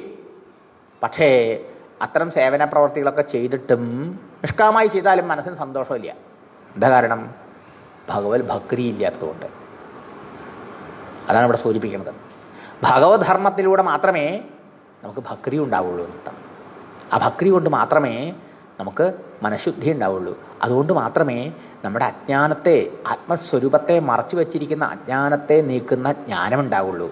അതുകൊണ്ട് മാത്രമേ ശാശ്വതമായ ആനന്ദം അഥവാ ആത്മസംതൃപ്തി, കൃതാർത്ഥത ഉണ്ടാവുള്ളൂ. അതാണ് അതിൻ്റെ പോയിന്റ്, എൻ്റെ രഹസ്യം അതാണ്. അപ്പോൾ ജീവിതത്തിൽ നമ്മളും ഒരു സ്റ്റേജിൽ വേദവ്യാസൻ്റെ ചിന്ത പോലെ ജീവിതത്തിൽ കുറേ വയസ്സാവുമ്പോഴെങ്കിലും നമ്മൾ ഇരുന്ന് ആലോചിക്കണം. എന്ത്? നമുക്ക് ഉറപ്പാണല്ലോ, നമ്മൾ കല്യാണം കഴിച്ചു, പഠിച്ചു, ജോലി നേടി, കല്യാണം കഴിച്ചു, പിള്ളേരുണ്ടായി, അവരെ പഠിപ്പിച്ചു, അവർക്ക് ജോലിയായി, അവരെ കല്യാണം കഴിച്ചു കൊടുത്തു, ഇനി അവർക്ക് പേരക്കുട്ടികളായി അല്ലേ? എന്നിട്ട് നമ്മൾ തിരിഞ്ഞു നോക്കുമ്പോൾ നമുക്കും പൂർണ്ണ ഈ വേദവ്യാസ മഹർഷിയുടെ ഒരു അസംതൃപ്തി നമുക്കില്ലേ? എന്തോ ഒന്ന് ഞാൻ കഷ്ടപ്പെട്ടതുപോലെ ചെയ്യാത്തതുപോലെ അസംതൃപ്തി. അപ്പം എന്താ കാരണം? ഇങ്ങനെ ഞാൻ പലതും ചെയ്തെങ്കിലും എൻ്റെ മനസ്സിലെ ആ ഭഗവത് പ്രേമുണ്ടാവാൻ, ആ ഭഗവത് സാക്ഷാത്കാരത്തിനുള്ള മാർഗത്തിൽ ഞാൻ വേണ്ട പോലെ പരിശ്രമിച്ചിട്ടില്ല. അതായിരിക്കും, അതാണ് നമുക്ക് മനസ്സിലാവുക. ഭാഗവധർമ്മത്തിലൂടെ ഭഗവാനെ ആശ്രയിക്കൽ, ഇതാണ് വേദവ്യാസന് സ്വയം ആലോചിച്ചപ്പോൾ പിടികിട്ടിയത്. ആത്മാർത്ഥമായിരുന്നു അദ്ദേഹത്തിൻ്റെ ആ ചിന്ത അഥവാ പരിതാപം. തസ്യൈവം ഖിലമാത്മാനം മന്യമാനസ്യ ഖിദ്യതഃ കൃഷ്ണസ്യ നാരദോഭ്യാഗാത് ആശ്രമം പ്രാഗ് ഉദാഹൃതം. ഇങ്ങനെ ആത്മാർത്ഥമായി തൻ്റെ ആ സരസ്വതിയുടെ തീരത്ത് ഏകാന്തമായ ബദരീനാഥത്തിൻ്റെ ആ പുണ്യധാമത്തിലിരുന്ന് അദ്ദേഹം ഇങ്ങനെ ആത്മാർത്ഥമായൊരു ആത്മവിശകലനം ചെയ്തു. അപ്പോൾ അദ്ദേഹത്തിന് തന്നെ മനസ്സിലായി, ഞാൻ പലതും ചെയ്തെങ്കിലും ഇങ്ങനൊന്നും ഞാൻ എൻ്റെ ജീവിതത്തിൽ ചെയ്തിട്ടില്ല. അതായിരിക്കുമോ അസംതൃപ്തിക്ക് കാരണം എന്ന് അദ്ദേഹം വിചാരിച്ചുകൊണ്ടിരിക്കുമ്പോൾ അദ്ദേഹത്തിൻ്റെ ആ ചിന്ത ശരിയാണ് എന്ന് അദ്ദേഹത്തിന് ബോധ്യപ്പെടുത്തി കൊടുക്കാൻ ദാ വരുണു ഗുരുനാഥൻ, അഥവാ ഭഗവാൻ വേറൊരു ഗുരുനാഥനെ, മഹാത്മാവിനെ അയക്കണം, ശ്രീനാരദ മഹർഷി. നോക്കൂ, ഭഗവാന്റെ CID ശ്രീനാരദ മഹർഷി കേട്ടോ. CIDമാർ സഞ്ചരിക്കണമാതിരി നാരദ മഹർഷി എല്ലായിടത്തും എത്തും അല്ലേ? തസ്യൈവം ഖിലമാത്മാനം. ഇങ്ങനെ എന്താണ് എനിക്ക് ഇത്രയൊക്കെ ചെയ്തിട്ടും ആത്മസംതൃപ്തി ഉണ്ടാവാത്തത്? ഖിലം എന്താണ് എനിക്ക് ന്യൂനമായിട്ട്, എനിക്ക് കുറവുള്ള, എൻ്റെ കുറവ് എന്താണ് എന്നീ മന്യമാനസ എന്നിങ്ങനെ വിചാരിച്ചുകൊണ്ട് ഖിദ്യതഃ സങ്കടപ്പെട്ടുകൊണ്ട് വിഷമിച്ചുകൊണ്ടിരിക്കുന്ന തസ്യ അദ്ദേഹത്തിൻ്റെ അടുത്തേക്ക്, തസ്യ കൃഷ്ണസ്യ, നോക്കൂ, കൃഷ്ണൻ്റെ അടുത്തേക്ക് ശ്രീകൃഷ്ണൻ്റെ അടുത്തേക്കല്ല, വേദവ്യാസനും കൃഷ്ണൻ എന്നർത്ഥമുണ്ട്. എന്താ കറുത്ത നിറായതുകൊണ്ടാ വേദം രസിച്ചുകൊണ്ട് വേദവ്യാസൻ, കൃഷ്ണദ്വൈപായ എന്നർത്ഥം. ദ്വീപിൽ ജനിച്ചുകൊണ്ട് ദ്വൈപായനൻ ആണ്. കൃഷ്ണസ്യ ആശ്രമം നാരദ അഭ്യഗാതനാണ്. ആ കൃഷ്ണന്റെ ആശ്രമത്തിലേക്ക് നാരദർ വന്നു. ഇവിടെ കൃഷ്ണൻ എന്ന് പറഞ്ഞാൽ വേദവ്യാസം ഇങ്ങനെ പരിതപിച്ചുകൊണ്ടിരിക്കുന്ന മഹർഷിയുടെ നാരദൻ വ്യാസ മഹർഷിയുടെ ആശ്രമത്തിലേക്ക്. പ്രാഗുദാഹൃതം ആശ്രമം നേരത്തെ പറഞ്ഞല്ലോ. ആ സരസ്വതി തീരത്ത് ഏകാന്തമായ ബദരീനാഥത്തിലുള്ള സംയാപ്രാസം എന്ന് പറഞ്ഞ സ്ഥലത്താണ് അദ്ദേഹത്തിന്റെ ആശ്രമം എന്ന്. ആ ആശ്രമത്തിലേക്ക് ശ്രീനാരദ മഹർഷി കയറി വന്നു. തം അഭിജ്ഞായ സഹസ പ്രത്യുത്ഥായാഗതം മുനി പൂരയാമാസ വിധിവത് നാരദം സുരപൂജിതം. ഹേ, നാരദ മഹർഷിയെ കണ്ട സമയത്ത് വേദവ്യാസ മഹർഷി ഭക്തി ആദരവോടുകൂടി ചാടി എഴുന്നേറ്റ് അദ്ദേഹത്തിന്റെ കാൽക്കൽ വീണ് നമസ്കാരം ചെയ്ത് അദ്ദേഹനെ പാദപൂജ ചെയ്ത് നമസ്കരിച്ചു. എന്താ കാരണം? സുരപൂജിതം. ദേവന്മാർ പോലും കണ്ട പാദത്തിൽ വീണ് നമസ്കാരം ചെയ്ത് പൂജിക്കുന്ന ആളാണ് ഈ നാരദ മഹർഷി. ദേവന്മാരാൽ പോലും ആരാധ്യനായിട്ടുള്ളതായ ശ്രീനാരദ മഹർഷിയാണ് തൻ്റെ ആശ്രമത്തിലേക്ക് വന്ന് ഞാൻ എത്ര ധന്യൻ എന്നുള്ള നിലയിൽ സന്തോഷത്തോടുകൂടി അദ്ദേഹത്തിനെ കൂട്ടിയിട്ട് വന്ന് പാദപൂജയൊക്കെ ചെയ്ത് സന്തോഷിപ്പിച്ച് അദ്ദേഹത്തിൻ്റെ അടുത്തിരുന്നു. ഇപ്പം എന്താ സൂചിപ്പിക്കണത്? ഇപ്പൊ നമുക്ക് വേദവ്യാസ മഹർഷിയുടെ പരിതാപം ആത്മാർത്ഥമായിരുന്നില്ലേ? അദ്ദേഹം ചെയ്തോളം അത് എന്തെങ്കിലും സ്വാർത്ഥത്തിന് തരിമ്പ് പോലും ഉണ്ടോ? ഒക്കെ ലോകമംഗളത്തിനായിരുന്നില്ലേ? എന്നിട്ടും അദ്ദേഹത്തിന് എന്തോ ഒന്നിൻ്റെ കുറവുണ്ടെന്ന് അദ്ദേഹത്തിന് തോന്നി. അതിൻ്റെ കാരണം എന്താന്ന് സ്വയം ഏതാണ്ടൊന്ന് പിടികിട്ടി. പക്ഷേ അതാണോ എന്ന് ഉറപ്പ് വന്നിട്ടില്ല. പക്ഷെ അങ്ങനെ ആത്മാർത്ഥമായി പരിതപിച്ചപ്പോഴോ അതിന് മറുപടി പറഞ്ഞു കൊടുക്കാൻ ഭഗവാൻ തന്നെ ഗുരുനാഥനെ അയച്ചു കൊടുത്തു. ഇതാണ് നമ്മുടെയൊക്കെ ജീവിതത്തിൽ സംഭവിക്കുക. നമ്മൾ ആത്മാർത്ഥമായ ജീവിതത്തിൽ തിരിഞ്ഞു നോക്കി ആത്മവിശകലനം ചെയ്ത് പരിതപിക്കാമെങ്കിൽ നമുക്ക് വേണ്ട ഗൈഡൻസ് റൈറ്റ് ടൈമിൽ റൈറ്റ് പ്ലേസിൽ റൈറ്റ് മാൻ വിൽ കം. അതാരാ? അത് ഭഗവാനാണ് അയക്കുന്ന ആള്. നമ്മളൊന്നുമല്ല. മനസ്സിലായില്ലേ? അത് നമുക്കറിയില്ല. ഭഗവാൻ ആ സമയത്ത് നമ്മുടെ അടുത്തേക്ക് അയച്ചിരിക്കും. നമുക്ക് മാർഗദർശനം കിട്ടിയിരിക്കും, ഗ്യാരണ്ടി. ഇത് മനസ്സിലാക്കിയാൽ മതി. ഭാഗവതത്തിൽ ഭഗവാൻ നമുക്ക് ശ്രദ്ധ കൂടും. ശരിയോ? അതാണ്. സൂതൗവാചാം അതതം സുഖമാസീന ഉപാസീനം ബൃഹശ്രവാഹ ദേവർഷി പ്രാഹ വിപ്രഷിം വീണാപാണി സ്മയന്നിവാ. നാരദ മഹർഷി വ്യാസമഹർഷിയോട് പറഞ്ഞു കൊടുക്കണാണ്. എന്താണ് ഈ മനസ്സിൻ്റെ സങ്കടം പോകാൻ, മനഃപ്രസാദമുണ്ടാവാൻ, ആത്മസംതൃപ്തി ഉണ്ടാവാൻ ചെയ്യേണ്ടത്? എല്ലാ ധർമ്മങ്ങളിലും വെച്ച്, എന്ത് സേവന പ്രവൃത്തികളിലും വെച്ച് ശ്രേഷ്ഠമായിട്ടുള്ള എന്താ? ഭഗവൻ ഗുണഗണങ്ങളുടെ ശ്രവണ കീർത്തനങ്ങളാണ്. അതാണ് ഹരികീർത്തനം എന്നാണ് ചുരുക്കത്തിൽ പറഞ്ഞാൽ. ഹരിഭജനം, ഭഗവാന്റെ ലീലകളുടെ ശ്രവണ കീർത്തനങ്ങൾ. നമസ്കരിച്ചു, പൂജിച്ചു നാരദ മഹർഷി ഇരുന്നു, അതിനടുത്ത് വ്യാസ മഹർഷി ഇരുന്നു. അങ്ങനെ ഇരിക്കുന്ന സമയത്ത് തം സുഖം ആസീനം, സുഖമായിട്ടിരിക്കുന്ന ആ അദ്ദേഹത്തിനെ നോക്കി. ബൃഹശ്രവാഹ, നാരദ മഹർഷി വ്യാസമുനിയെ നോക്കി. വീണാപാണി സ്മയന്നിവ, വീണാപാണി ശ്രീനാരദ മഹർഷി സ്മയന്നിവ, ചെറിയൊരു പുഞ്ചിരിയോടുകൂടി, ഒരു എന്താ പറയുക, ഒരു പുഞ്ചിരിയോടുകൂടി നാരദ മഹർഷി വ്യാസമഹർഷിയെ നോക്കി. അല്ലെങ്കിൽ വ്യാസമഹർഷി നോക്കി ഒന്ന് പുഞ്ചിരിച്ചു. ആര്? നാരദ മഹർഷി. ആരാണ് അദ്ദേഹം? മഹാകീർത്തിമാനാണ്, ബൃഹശ്രവനാണ്. പോരാ, വീണാപാണിയാണ്. നാരദ മഹർഷിക്ക് ഭഗവാൻ തന്നെ മഹാവിഷ്ണു നേരിട്ട് കൊടുത്തക്കണമായി വീണ. എന്താ പുഞ്ചിരിയുടെ താല്പര്യം? നമുക്ക് പലയിടത്തും ഇങ്ങനെ പുഞ്ചിരി കാണാം. നമുക്ക് ശ്രീകൃഷ്ണ ഭഗവാൻ അർജുനൻ ഇങ്ങനെ കരഞ്ഞ് ആ യുദ്ധക്കളത്തിൽ ഇങ്ങനെ കുഴഞ്ഞു വീണ സമയത്ത് ഒരു പുഞ്ചിരി ഉണ്ടായി, ഇല്ലേ? വേദവ്യാസ മഹർഷി ഇങ്ങനെ വിഷമിച്ചിരിക്കാൻ കണ്ട സമയത്ത് നാരദന് പുഞ്ചിരി ഉണ്ടായി. കപിലവാസുദേവന് ദേവഹൂതി മാതാവിനെ കണ്ടപ്പോഴും ഇങ്ങനൊരു പുഞ്ചിരിയോട് കൂടിയിട്ടാണ് ഉപദേശം ആരംഭിച്ചത്. ഞാൻ പലയിടത്തും ഉണ്ട്. എന്താ അത്? അങ്ങനെ സങ്കടപ്പെടാൻ അർഹനല്ല എന്നർത്ഥം. യു ഡോണ്ട് ഡിസേർവ് എന്നർത്ഥം, അല്ലേ? മാ ശുച, ദുഃഖിക്കരുന്നല്ലേ പറഞ്ഞ കൃഷ്ണ ഭഗവാനും ഗീതോപദേശത്തിലൂടെ. നീ ദുഃഖിക്കേണ്ടവനല്ല, അജ്ഞാനം കൊണ്ടാണ് ദുഃഖം ഉണ്ടാവണമെന്ന്. പാരാശര്യ മഹാഭാഗ ഭവത കച്ചിതാത്മന പരിദുഷ്യരി ശാരീരാത്മാ മാനസേവാം. മഹാഭാഗ്യശാലിയായിട്ടുള്ളവനെ, മഹാഭാഗ, എന്തൊരു മഹാഭാഗ്യശാലി അങ്ങ്, എത്ര ധന്യനാങ്ങ്. അങ്ങ് ലോകമംഗളത്തിന് വേണ്ടി എത്രയാ നിഷ്കാമ സേവനം ചെയ്തത്. ഇത്രയൊക്കെ പ്രവൃത്തി ആരെങ്കിലും ചെയ്തിട്ടുണ്ടോ? അല്ലേ? പാരാശര്യ, പരാശരന്റെ പുത്രൻ. പരാശരന്റെ പുത്രൻ. ദാശരഥി എന്താ? ദശരഥന്റെ പുത്രൻ. ഭവതഃ ശാരീര മാനസഃ ആത്മാ പരിതുഷ്യതി. അങ്ങയുടെ ശരീരത്തിനും മനസ്സിനൊക്കെ സുഖം തന്നെയോ? അതായത് ചോദിക്കാൻ പറ്റുള്ളൂ. ദേഹസൗഖ്യവും മനസ്സൗഖ്യമൊക്കെ ഉണ്ടോ എന്നാണ് ചോദിച്ചത്. ജിജ്ഞാസിതം സുസമ്പന്നം അപിതേ മഹദത്ഭുതം കൃതവാൻ ഭാരതം യസ്ത്വം സർവാർത്ഥ പരിബൃംഹിതം. ചോദിക്കണം, അങ്ങക്ക് അറിയാത്തതായിട്ടൊന്നുമില്ല. ജിജ്ഞാസിതം സുസമ്പന്നം, ജിജ്ഞാസിച്ച അറിയേണ്ട കാര്യങ്ങളെല്ലാം സുസമ്പന്നം വേണ്ട പോലെ മനസ്സിലാക്കിയിട്ടുള്ള ആളാണ്. ഈ ലോകത്തിൽ അറിയേണ്ടതായിട്ടൊന്നുമില്ല അങ്ങക്ക്. എങ്ങനെയത് മനസ്സിലാകും? അത് മനസ്സിലാക്കാൻ കഴിയും. സർവാർത്ഥ പരിബ്രംഹിതം ഭാരതം കൃതവാൻ. എന്താ? അങ്ങ് സർവജ്ഞനാണ്, എല്ലാം അറിഞ്ഞവനാണ്, ഞങ്ങൾക്ക് അറിയേണ്ടതായിട്ടോ ബാക്കിയൊന്നുമില്ല എന്നുള്ള തെളിവാണ്, അതിന് ലക്ഷണമാണ് ധർമാർത്ഥ കാമ മോക്ഷങ്ങളെന്ന സകലവിധ പുരുഷാർത്ഥങ്ങളുടെയും ആ തത്വങ്ങൾ നിറച്ചു വെച്ചിട്ടുള്ള അതിബൃഹത്തും മഹത്തും ആശ്ചര്യകരവുമായ മഹാഭാരതം ലോകത്തിന് അങ്ങ് സംഭാവന ചെയ്തു എന്നുള്ളത്. ഈ മഹാഭാരത രചന കൊണ്ട് തന്നെ അങ്ങ് സർവജ്ഞനാണെന്ന് ബോധ്യമായി കഴിഞ്ഞു. കാരണം അതിൽ പറയേണ്ടതെല്ലാം പറഞ്ഞിട്ടുണ്ട്. അതെ. ജിജ്ഞാസിതം അധീതം ച യത്തത് ബ്രഹ്മസനാതനം അതാപി ശോചസ്യാത്മാനം അകൃതാർത്ഥ ഇവ പ്രഭോ. അപ്പൊ മഹാഭാരത രചന കൊണ്ട് തന്നെ അങ്ങ് സർവജ്ഞനാണെന്ന് തെളിഞ്ഞു, അങ്ങ് മഹത്തായ കാര്യങ്ങൾ ചെയ്തു കഴിഞ്ഞു. മാത്രല്ല, അങ്ങ് ആ സനാതനമായ ബ്രഹ്മതത്വത്തെ അറിഞ്ഞവനാണ്, സാക്ഷാത്കരിച്ചവനാണ്. സനാതനം, സനാതനം അറിയാലോ എന്നുള്ളതായ ബ്രഹ്മം, സനാതന വസ്തു ഈശ്വരനാണ്, പരമാത്മാവാണ്. അതിനെ ജിജ്ഞാസിതം, അതും അങ്ങ് വേണ്ട പോലെ വിചാരിതം, അതിനെക്കുറിച്ച് ചിന്തിച്ചിട്ടുണ്ട്, ചർച്ച ചെയ്തിട്ടുണ്ട്, അധീതം പഠിച്ചിട്ടുണ്ട്, അതിനെ സാക്ഷാത്കരിച്ചിട്ടുണ്ട്. അത് ബ്രഹ്മസൂത്രത്തിലേക്കുള്ള സൂചനയാണ് കേട്ടോ. ബ്രഹ്മസൂത്രത്തിൽ ഈ വേദങ്ങളിലെ സാരമായ ഉപനിഷത്തുക്കളിൽ പറഞ്ഞ ആ പരമാത്മവസ്തുവിനെ, പരബ്രഹ്മവസ്തുവിനെ പറഞ്ഞിരിക്കുന്ന ഉപനിഷത്ത് മന്ത്രങ്ങളെയൊക്കെ സമന്വയിപ്പിച്ചിരിക്കുകയാണ്.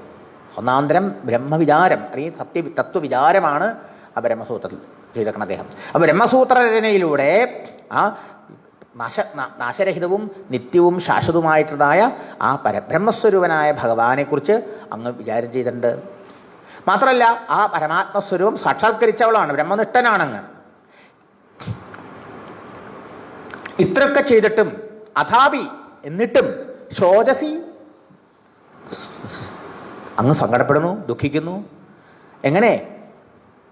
ആത്മാനമകൃതാർത്ഥയപ്പോ, ആത്മാവിനെ അറിയാത്തവനെ മാതിരി. ആത്മാവിനെ അറിയാത്തവർ അജ്ഞാനികളാണ്. അജ്ഞാനികൾക്ക് എപ്പോഴും ദേഹമനോബുദ്ധികളിലാണ് താതാത്മ്യം, അതുകൊണ്ട് ദുഃഖം ഉണ്ടാവും അല്ലേ? അങ്ങ് ആത്മാവിനെ അറിഞ്ഞ ആളല്ലേ? ആത്മാവിനെ അറിയാനുള്ള കാര്യങ്ങളൊക്കെ ബ്രഹ്മസൂത്രത്തിലൂടെ വിസ്തരിച്ചിട്ടുള്ള ആളല്ലേ? എന്നിട്ടും എന്താണ് അജ്ഞാനികളെ മാതിരി, അകൃതാർത്ഥനെ പോലെ ദുഃഖിക്കാൻ കാരണം? നോക്കണം, താൻ ചോദിക്കണമെന്ന് വിചാരിച്ച ചോദ്യം തന്നോട് ഇങ്ങോട്ട് ചോദിക്കുക നാരദ മഹർഷി. വേദവ്യാസ മഹർഷി ഒക്കെ ചെയ്തു, തനിക്കറിയാതെ. ബ്രഹ്മസൂത്രം എഴുതി, മഹാഭാരതം എഴുതി, വേദത്തെ ശിഷ്യപ്രശിഷ്യ പരമ്പരയെ ലോകത്തിൽ പ്രചരിപ്പിച്ചു. എന്നിട്ടും എന്താ എനിക്ക് ഒരു വിഷമം എന്ന് ആലോചിച്ചുകൊണ്ടിരിക്കുമ്പോഴാണ് നാരദൻ വന്നിട്ട് ധൈര്യം ചോദിക്കുന്നത്, അങ്ങ് ഇതൊക്കെ ഇങ്ങേമാതിരി ഇത്രയൊക്കെ ചെയ്തിട്ടുള്ള ആരെങ്കിലും ഉണ്ടോ ഈ ലോകത്തിൽ? എന്നിട്ടും എന്താ അങ്ങ് അജ്ഞാനിയമായി മൂഢനെ മാതിരി ഇങ്ങനെ വിഷമിക്കുന്നത്, സങ്കടപ്പെടുന്നത്? അപ്പോ ഇത്രയൊക്കെ ചെയ്ത ആൾക്ക് പോലും സങ്കടം, അതാണ് ആ പുഞ്ചിരി. വ്യാസമഹർഷി പറഞ്ഞു, അസ്ത്യേവമേ സർവമിദം ത്വയോക്തം തഥാപിനാത്മാ പരിതുഷ്യതേ മേ തന്മൂലമവ്യക്തമഗാധബോധം പൃച്ഛാമഹേ ത്വാത്മഭവാത്മഭൂതം. പറയാണ്, അസ്തി ഏവം ഏവ, അങ്ങ് പറഞ്ഞതൊക്കെ ശരിയാണ്. ഇതം സർവം, ഈ പറഞ്ഞതൊക്കെ അസ്തി, എനിക്കുണ്ട്. മേ അസ്തി, ഇത് ഞാൻ മഹാഭാരതം രചിച്ചിട്ടുണ്ട്, വേദങ്ങളെ പ്രചരിപ്പിച്ചിട്ടുണ്ട്, അതുമാതിരി ബ്രഹ്മസൂത്രം രചിച്ചിട്ടുണ്ട്, പറഞ്ഞ മാതിരി ബ്രഹ്മജ്ഞാനിയാണ് ഞാൻ, എനിക്കറിയാം അതൊക്കെ. എന്താ പറയുക, പരോക്ഷജ്ഞാനവും അപരോക്ഷജ്ഞാനവും ഉണ്ട്. വേദം പഠിക്കുക മാത്രമല്ല, വേദപുരുഷനെ സാക്ഷാത്കരിച്ച ആളുമാണ്. തഥാപി, എന്നാലും മേ ആത്മാ ന പരിതുഷ്യതി, എൻ്റെ ആത്മാവിന് സന്തോഷമില്ല. ആത്മാവിന് സന്തോഷമില്ല എന്നുള്ള തത്വം, ഈ ആത്മാവെന്നുള്ള പദം ഓരോയിടത്തും ഓരോ സന്ദർഭത്തിൽ ഓരോ അർത്ഥത്തിൽ ഉപയോഗിക്കാം. ശുദ്ധമായ ആത്മാവ് ആനന്ദസ്വരൂപനാണ്, അതിന് ദുഃഖം എന്താണെന്നറിയില്ല. മനസ്സിലായില്ലേ? അഗ്നിക്ക് തണുപ്പ് എന്താണെന്നറിയോ? സൂര്യന് ഇരുട്ടെന്താണെന്നറിയോ? ഇതുമാതിരിയാണ് ആത്മാവിന് ദുഃഖം എന്താണെന്നറിയില്ല. ആത്മാവ് സച്ചിദാനന്ദമാണ്. അപ്പോൾ ഇവിടെ ആത്മാവെന്ന് പറഞ്ഞാൽ മനസ്സിലാക്കേണ്ടത് എന്താ? മനസ്സ് എന്ന്. മനസ്സിലായോ? ഇങ്ങനെയൊക്കെ ആണെങ്കിലും എൻ്റെ മനസ്സിന് ഒരു സുഖം തോന്നണില്ല, ഒരു സന്തോഷം തോന്നണില്ല. അതാ ഞാനിത് ആലോചിച്ചിരിക്കുകയാണ്. ആ കാരണം തന്മൂലം, മൂലം വെച്ചാൽ കാരണം. ഞാൻ ഇത്രയൊക്കെ ചെയ്തിട്ടുള്ള ആൾ അങ്ങ് പറഞ്ഞതൊക്കെ ശരിയാണ്. ഇത്രയൊക്കെ ഞാൻ ചെയ്തിട്ടും എന്തുകൊണ്ടാണ് എനിക്ക് സന്തോഷമുണ്ടാവാത്തത്? എൻ്റെ ദുഃഖത്തിൻ്റെ കാരണം എന്താണെന്ന് ഹേ നാരദ മഹർഷേ അങ്ങ് പറഞ്ഞു തരണേ. പൃച്ഛാമഹേ, ഞാൻ അങ്ങോട്ട് ചോദിക്കുക. എന്താ അങ്ങോട്ട് ചോദിക്കാൻ കാരണം?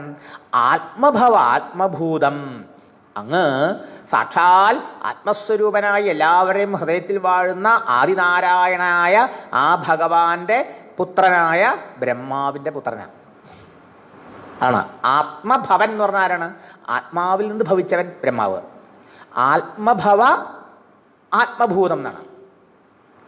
ആത്മഭവന്റെ ആത്മാവായി ഭവിച്ചവൻ.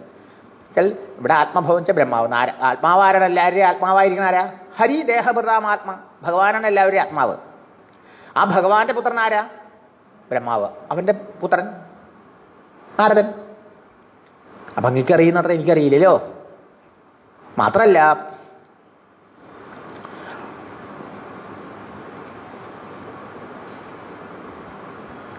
മഹാത്മാക്കളെ കണ്ടാൽ നമ്മുടെ അല്പജ്ഞാനം നമ്മൾ അങ്ങോട്ട് വിളമ്പാൻ പോകരുത്. ഇപ്പൊ വ്യാസമഹർഷി അങ്ങോട്ട് പറയല്ലേ, ഇത് ഞാൻ ഇത്രയൊക്കെ ചെയ്തിട്ടുള്ള ആളാ, എന്നിട്ട് എന്താ എനിക്ക് സന്തോഷമില്ലാത്തത്? അതല്ല, അങ്ങ് ഇങ്ങനെയൊക്കെ ഇത്രയൊക്കെ ചെയ്തിട്ടുള്ള ആളായിട്ടും അങ്ങക്ക് എന്താ സന്തോഷമില്ലാത്തത്? നാരദരാണ് ചോദിക്കണത് അല്ലേ? അവര് നമ്മളവിടെ മനസ്സിലാക്കി പറയണം. അത് നമ്മൾ നമ്മുടെ ജ്ഞാനം വിളമ്പാൻ പോയി അവർ മിണ്ടില്ലേ? പിന്നെ മഹാത്മാരുടെ അടുത്ത് നമ്മളൊന്നും അറിയാത്തമായിരിക്കണം. അറിയുമെങ്കിലും ആ അറിവിനെ പ്രകടമാക്കിക്കൂടാന്നാണ് പറയാം, കാണിച്ചുകൂടാന്നാണ്. അപ്പൊ ഇവിടെ ചോദിച്ചു, അങ്ങ് ബ്രഹ്മപുത്രനാണ്, അഗാധ ജ്ഞാനിയാണ്, അഗാധബോധം വെച്ചാലോ അഗാധമായ ജ്ഞാനമുള്ളവനാണ്. അങ്ങനെയുള്ള അങ്ങോട്ട് എൻ്റെ അസന്തോഷത്തിൻ്റെ കാരണം എന്തെന്ന് ഞാൻ ചോദിക്കൂ, എനിക്ക് പറഞ്ഞു തരൂ. സവൈ ഭവാൻ വേദ സമസ്തഗുഹ്യം ഉപാസിതോയൽ പുരുഷ പുരാണ പരാപരേശോ മനസൈവ വിശ്വം സൃജത്യവത്യത്തി ഗുണൈരസംഗ. ഇനിയുമുണ്ട് നാരദ മഹർഷിക്ക് എൻ്റെ സംശയം തീർത്തു തരാനുള്ള കഴിവുണ്ടാവാൻ. കാരണം അങ്ങ് സാക്ഷാൽ നാരായണന്റെ പുത്രനായ ബ്രഹ്മപുത്രനാണ്, അങ്ങ് അഗാധ ജ്ഞാനിയാണ്. അത് മാത്രമല്ല, അങ്ങ്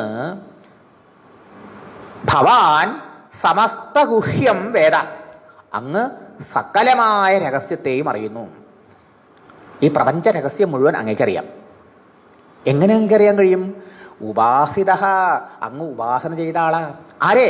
പുരാണപുരുഷ, പരമപുരുഷനായ ഭഗവാൻ ശ്രീമൻ നാരായണനെ എത്രയോ കാലം ഉപാസിച്ച ഭഗവാന്റെ പരമഭക്തനാണങ്ങ് എന്നതുകൊണ്ട് തന്നെ അങ്ങേക്ക് അറിയാത്തതായിട്ടൊന്നുമില്ല. ആരാണ് ഈ പുരാണപുരുഷനായ ഭഗവാൻ ശ്രീമൻ നാരായണൻ? നോക്കൂ, നാരദ മഹർഷിയുടെ അഗാധമായ അറിവിനും അദ്ദേഹത്തിന് എല്ലാം അറിയാൻ കഴിയും. എൻ്റെ സംശയം അങ്ങ് തീർത്തു തരണമെന്ന് വേദമഹർഷി പറയാൻ കാരണമുണ്ട്. എന്താ? അങ്ങ് ഭഗവാൻ നാരായണനെ സർവാത്മനാ ഭക്തിപൂർവ്വം ഉപാസിച്ച് ആ ഭഗവാന്റെ അനുഗ്രഹം കൊണ്ട് എല്ലാം അറിഞ്ഞിട്ടുള്ള ആളാണ്. അങ്ങക്കറിയാത്തതായിട്ട് ഈ ലോകത്തിലൊന്നുമില്ല. മാത്രം ഈ ഭഗവാൻ ആരാ? പരാവരേശ,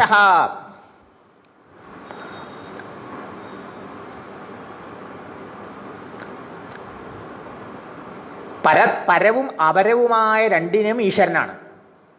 പരാപരം എന്ന് പറഞ്ഞാൽ കാര്യകാരണം എന്നർത്ഥം. കാര്യമാണ് ഈ പ്രപഞ്ചം. ഭഗവാൻ എങ്ങനെ ഈ പ്രപഞ്ചം ഉണ്ടാക്കണു? തൻ്റെ ആ പ്രകൃതിയിലൂടെ, അല്ലെങ്കിൽ ത്രിഗുണാത്മികയായ മായാശക്തിയിലൂടെയാണ് പ്രപഞ്ച സൃഷ്ടി ചെയ്യണമെന്ന് ഇന്നലെ ഇതിന് മുമ്പത്തെ ക്ലാസ്സിലൊക്കെ പറഞ്ഞു അല്ലേ? അങ്ങനെയുള്ള ആ മായയ്ക്കും കാരണനായി ഈശ്വരനാണ് ഭഗവാൻ, അതീശനാണ്. തന്നെ മായയെ കൊണ്ട് പ്രപഞ്ചത്തെ സൃഷ്ടിക്കുന്ന ഭഗവാനെ സംബന്ധിച്ചിടത്തോളം ഭഗവാൻ കാര്യമായ പ്രപഞ്ചത്തിനും അതിൻ്റെ കാരണമായ മായയ്ക്കും കാരണമാണ്, പരമകാരണമാണ്. ഇത് രണ്ടിൻ്റെയും ഈശ്വരാണ്. പരാവരേശ മനസായേവ വിശ്വം സൃജതി അത്തി അവധി. വെറും മനസ്സുകൊണ്ട് മാത്രം അങ്ങ് ഭഗവാൻ ഈ പ്രപഞ്ചത്തെ സൃഷ്ടിക്കുകയും സംരക്ഷിക്കുകയും സംഹരിക്കുകയും ചെയ്യുന്നു. മനസ്സുകൊണ്ട് ചലോ വെറും സങ്കല്പം മാത്രം കൊണ്ട്.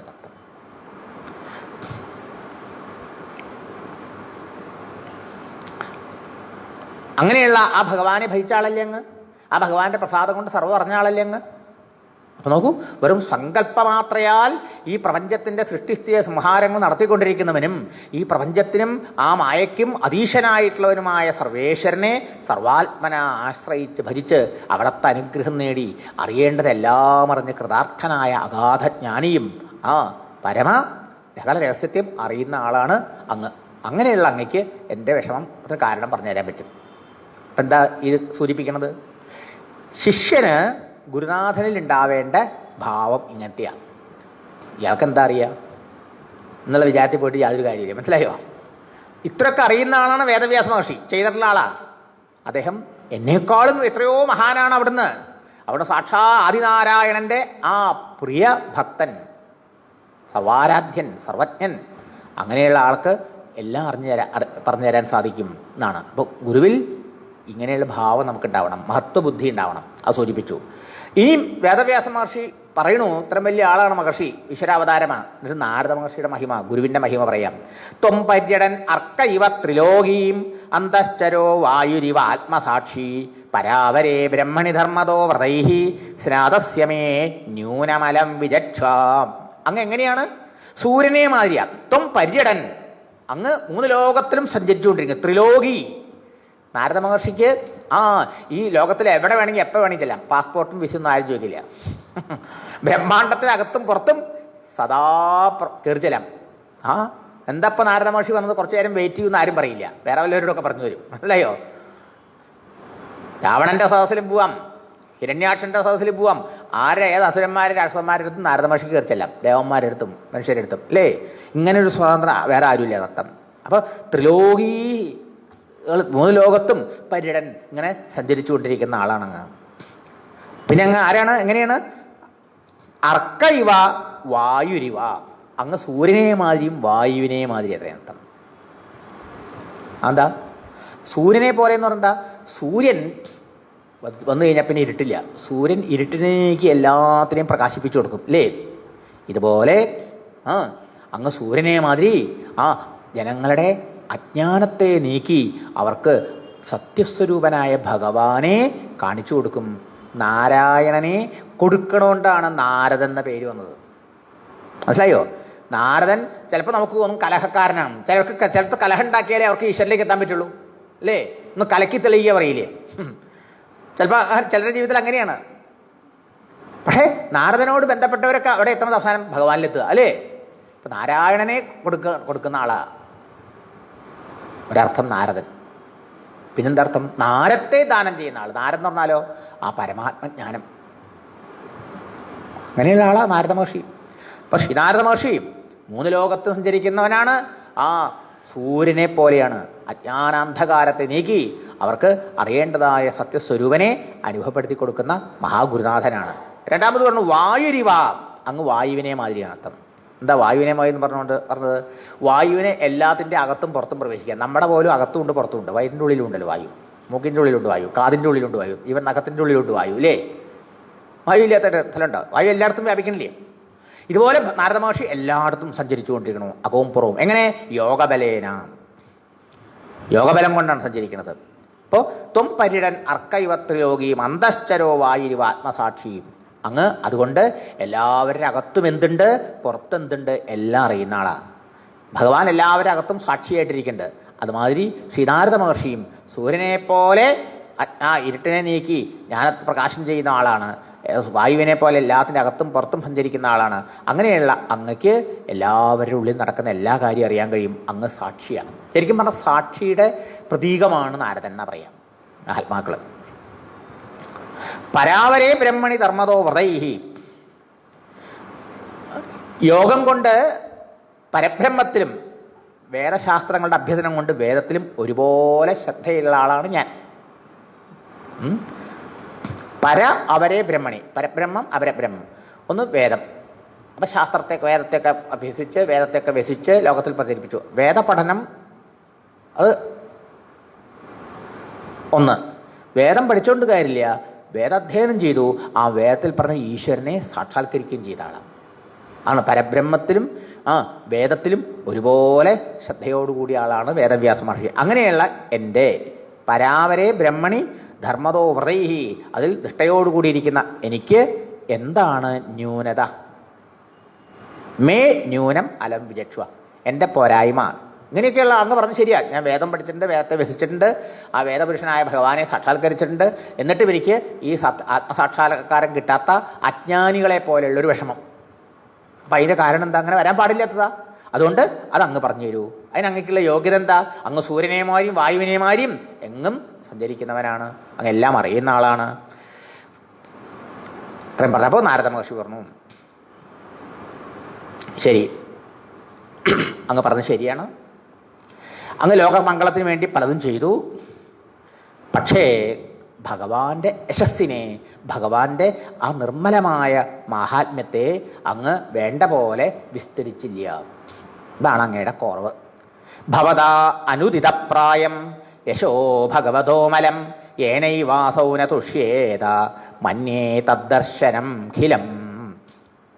ഭഗവതഃ അമലം യശഃ, ഭഗവാന്റെ യശസ് എങ്ങനെയുള്ളതാണ്? നിർമ്മലമാണ്, കളങ്കമില്ലാത്തതാണ്. അത് കേൾക്കുകയോ പറയുകയോ പാടുകയോ സ്മരിക്കുകയോ ചെയ്യുന്നവരുടെ കളങ്കങ്ങളും മാലിന്യങ്ങളും ഒക്കെ നീങ്ങും, നമ്മുടെ മനസ്സും കൂടി ശുദ്ധമാകും. അങ്ങനെയുള്ള ആ ഭഗവാന്റെ നിർമ്മലമായിട്ടുള്ളതും ലോകത്തിനെ മുഴുവനും പവിത്രീകരിക്കുന്നതും ശ്രവണമാത്രയിൽ എല്ലാവരുടെയും ഹൃദയത്തെ ശുദ്ധീകരിക്കുന്നതുമായ ആ ഭഗവാന്റെ മഹിമയെ അനുദിതപ്രായം അങ്ങ് വേണ്ട പോലെ പറഞ്ഞില്ല തോന്നുന്നു എനിക്ക്. പറയാത്തതുപോലെ അനുദിതപ്രായം, ഉദിതം പറയാ, അനുദിതം പറയാതിരിക്കുക, പ്രായിച്ച അതുപോലെ പറഞ്ഞില്ല എന്ന് ഞാൻ അങ്ങനെ പറയില്ല, വേണ്ട പോലെ അതിന് ഇമ്പോർട്ടൻസ് കൊടുത്ത് പ്രചരിപ്പിച്ചില്ല എന്ന് എനിക്ക് തോന്നണു. ഏന, അതുകൊണ്ടാണ് അസൗ, ഈ ഭഗവാൻ ഏന അസൗ ന തുഷ്യേത. അപ്പോൾ എന്തെല്ലാം ധർമ്മശാസ്ത്രം ധർമാർത്ഥ കാമമോക്ഷങ്ങൾ നേടാനുള്ള മാർഗം വിസ്തരിച്ചാലും ശാസ്ത്രങ്ങളെ പ്രചരിപ്പിച്ചാലും എന്തൊക്കെ ചെയ്താലും വിരോധമില്ല. ഭഗവാന്റെ ആ മഹിമയെ വർണ്ണിക്കാത്ത ഒരാൾക്ക് ഭഗവാനിൽ ഭക്തി ഉണ്ടാവാൻ പോണില്ല. അങ്ങനെ ഒരാൾക്ക് ധർമാർത്ഥ കാമമോക്ഷങ്ങൾ എന്ന പുരുഷാർത്ഥങ്ങൾ മാത്രം പ്രതിപാദിച്ചതുകൊണ്ട് ഭഗവാൻ സന്തോഷിക്കില്ല, അതുകൊണ്ട് നമുക്കും സന്തോഷം ഉണ്ടാവില്ല. നമ്മുടെ പ്രവൃത്തി കൊണ്ട് ഭഗവാൻ സന്തോഷിച്ചാലേ നമുക്ക് സന്തോഷം ഉണ്ടാവുള്ളൂ. ചുരുക്കം, നമ്മൾ ചെയ്യുന്ന ഓരോ പ്രവൃത്തിയും ഭഗവാന്റെ സന്തോഷത്തിനായിട്ട് വിചാരിച്ച് ചെയ്യുന്നു പറഞ്ഞാൽ എന്നാലേ നമുക്ക് സന്തോഷം ഉണ്ടാവുള്ളൂ.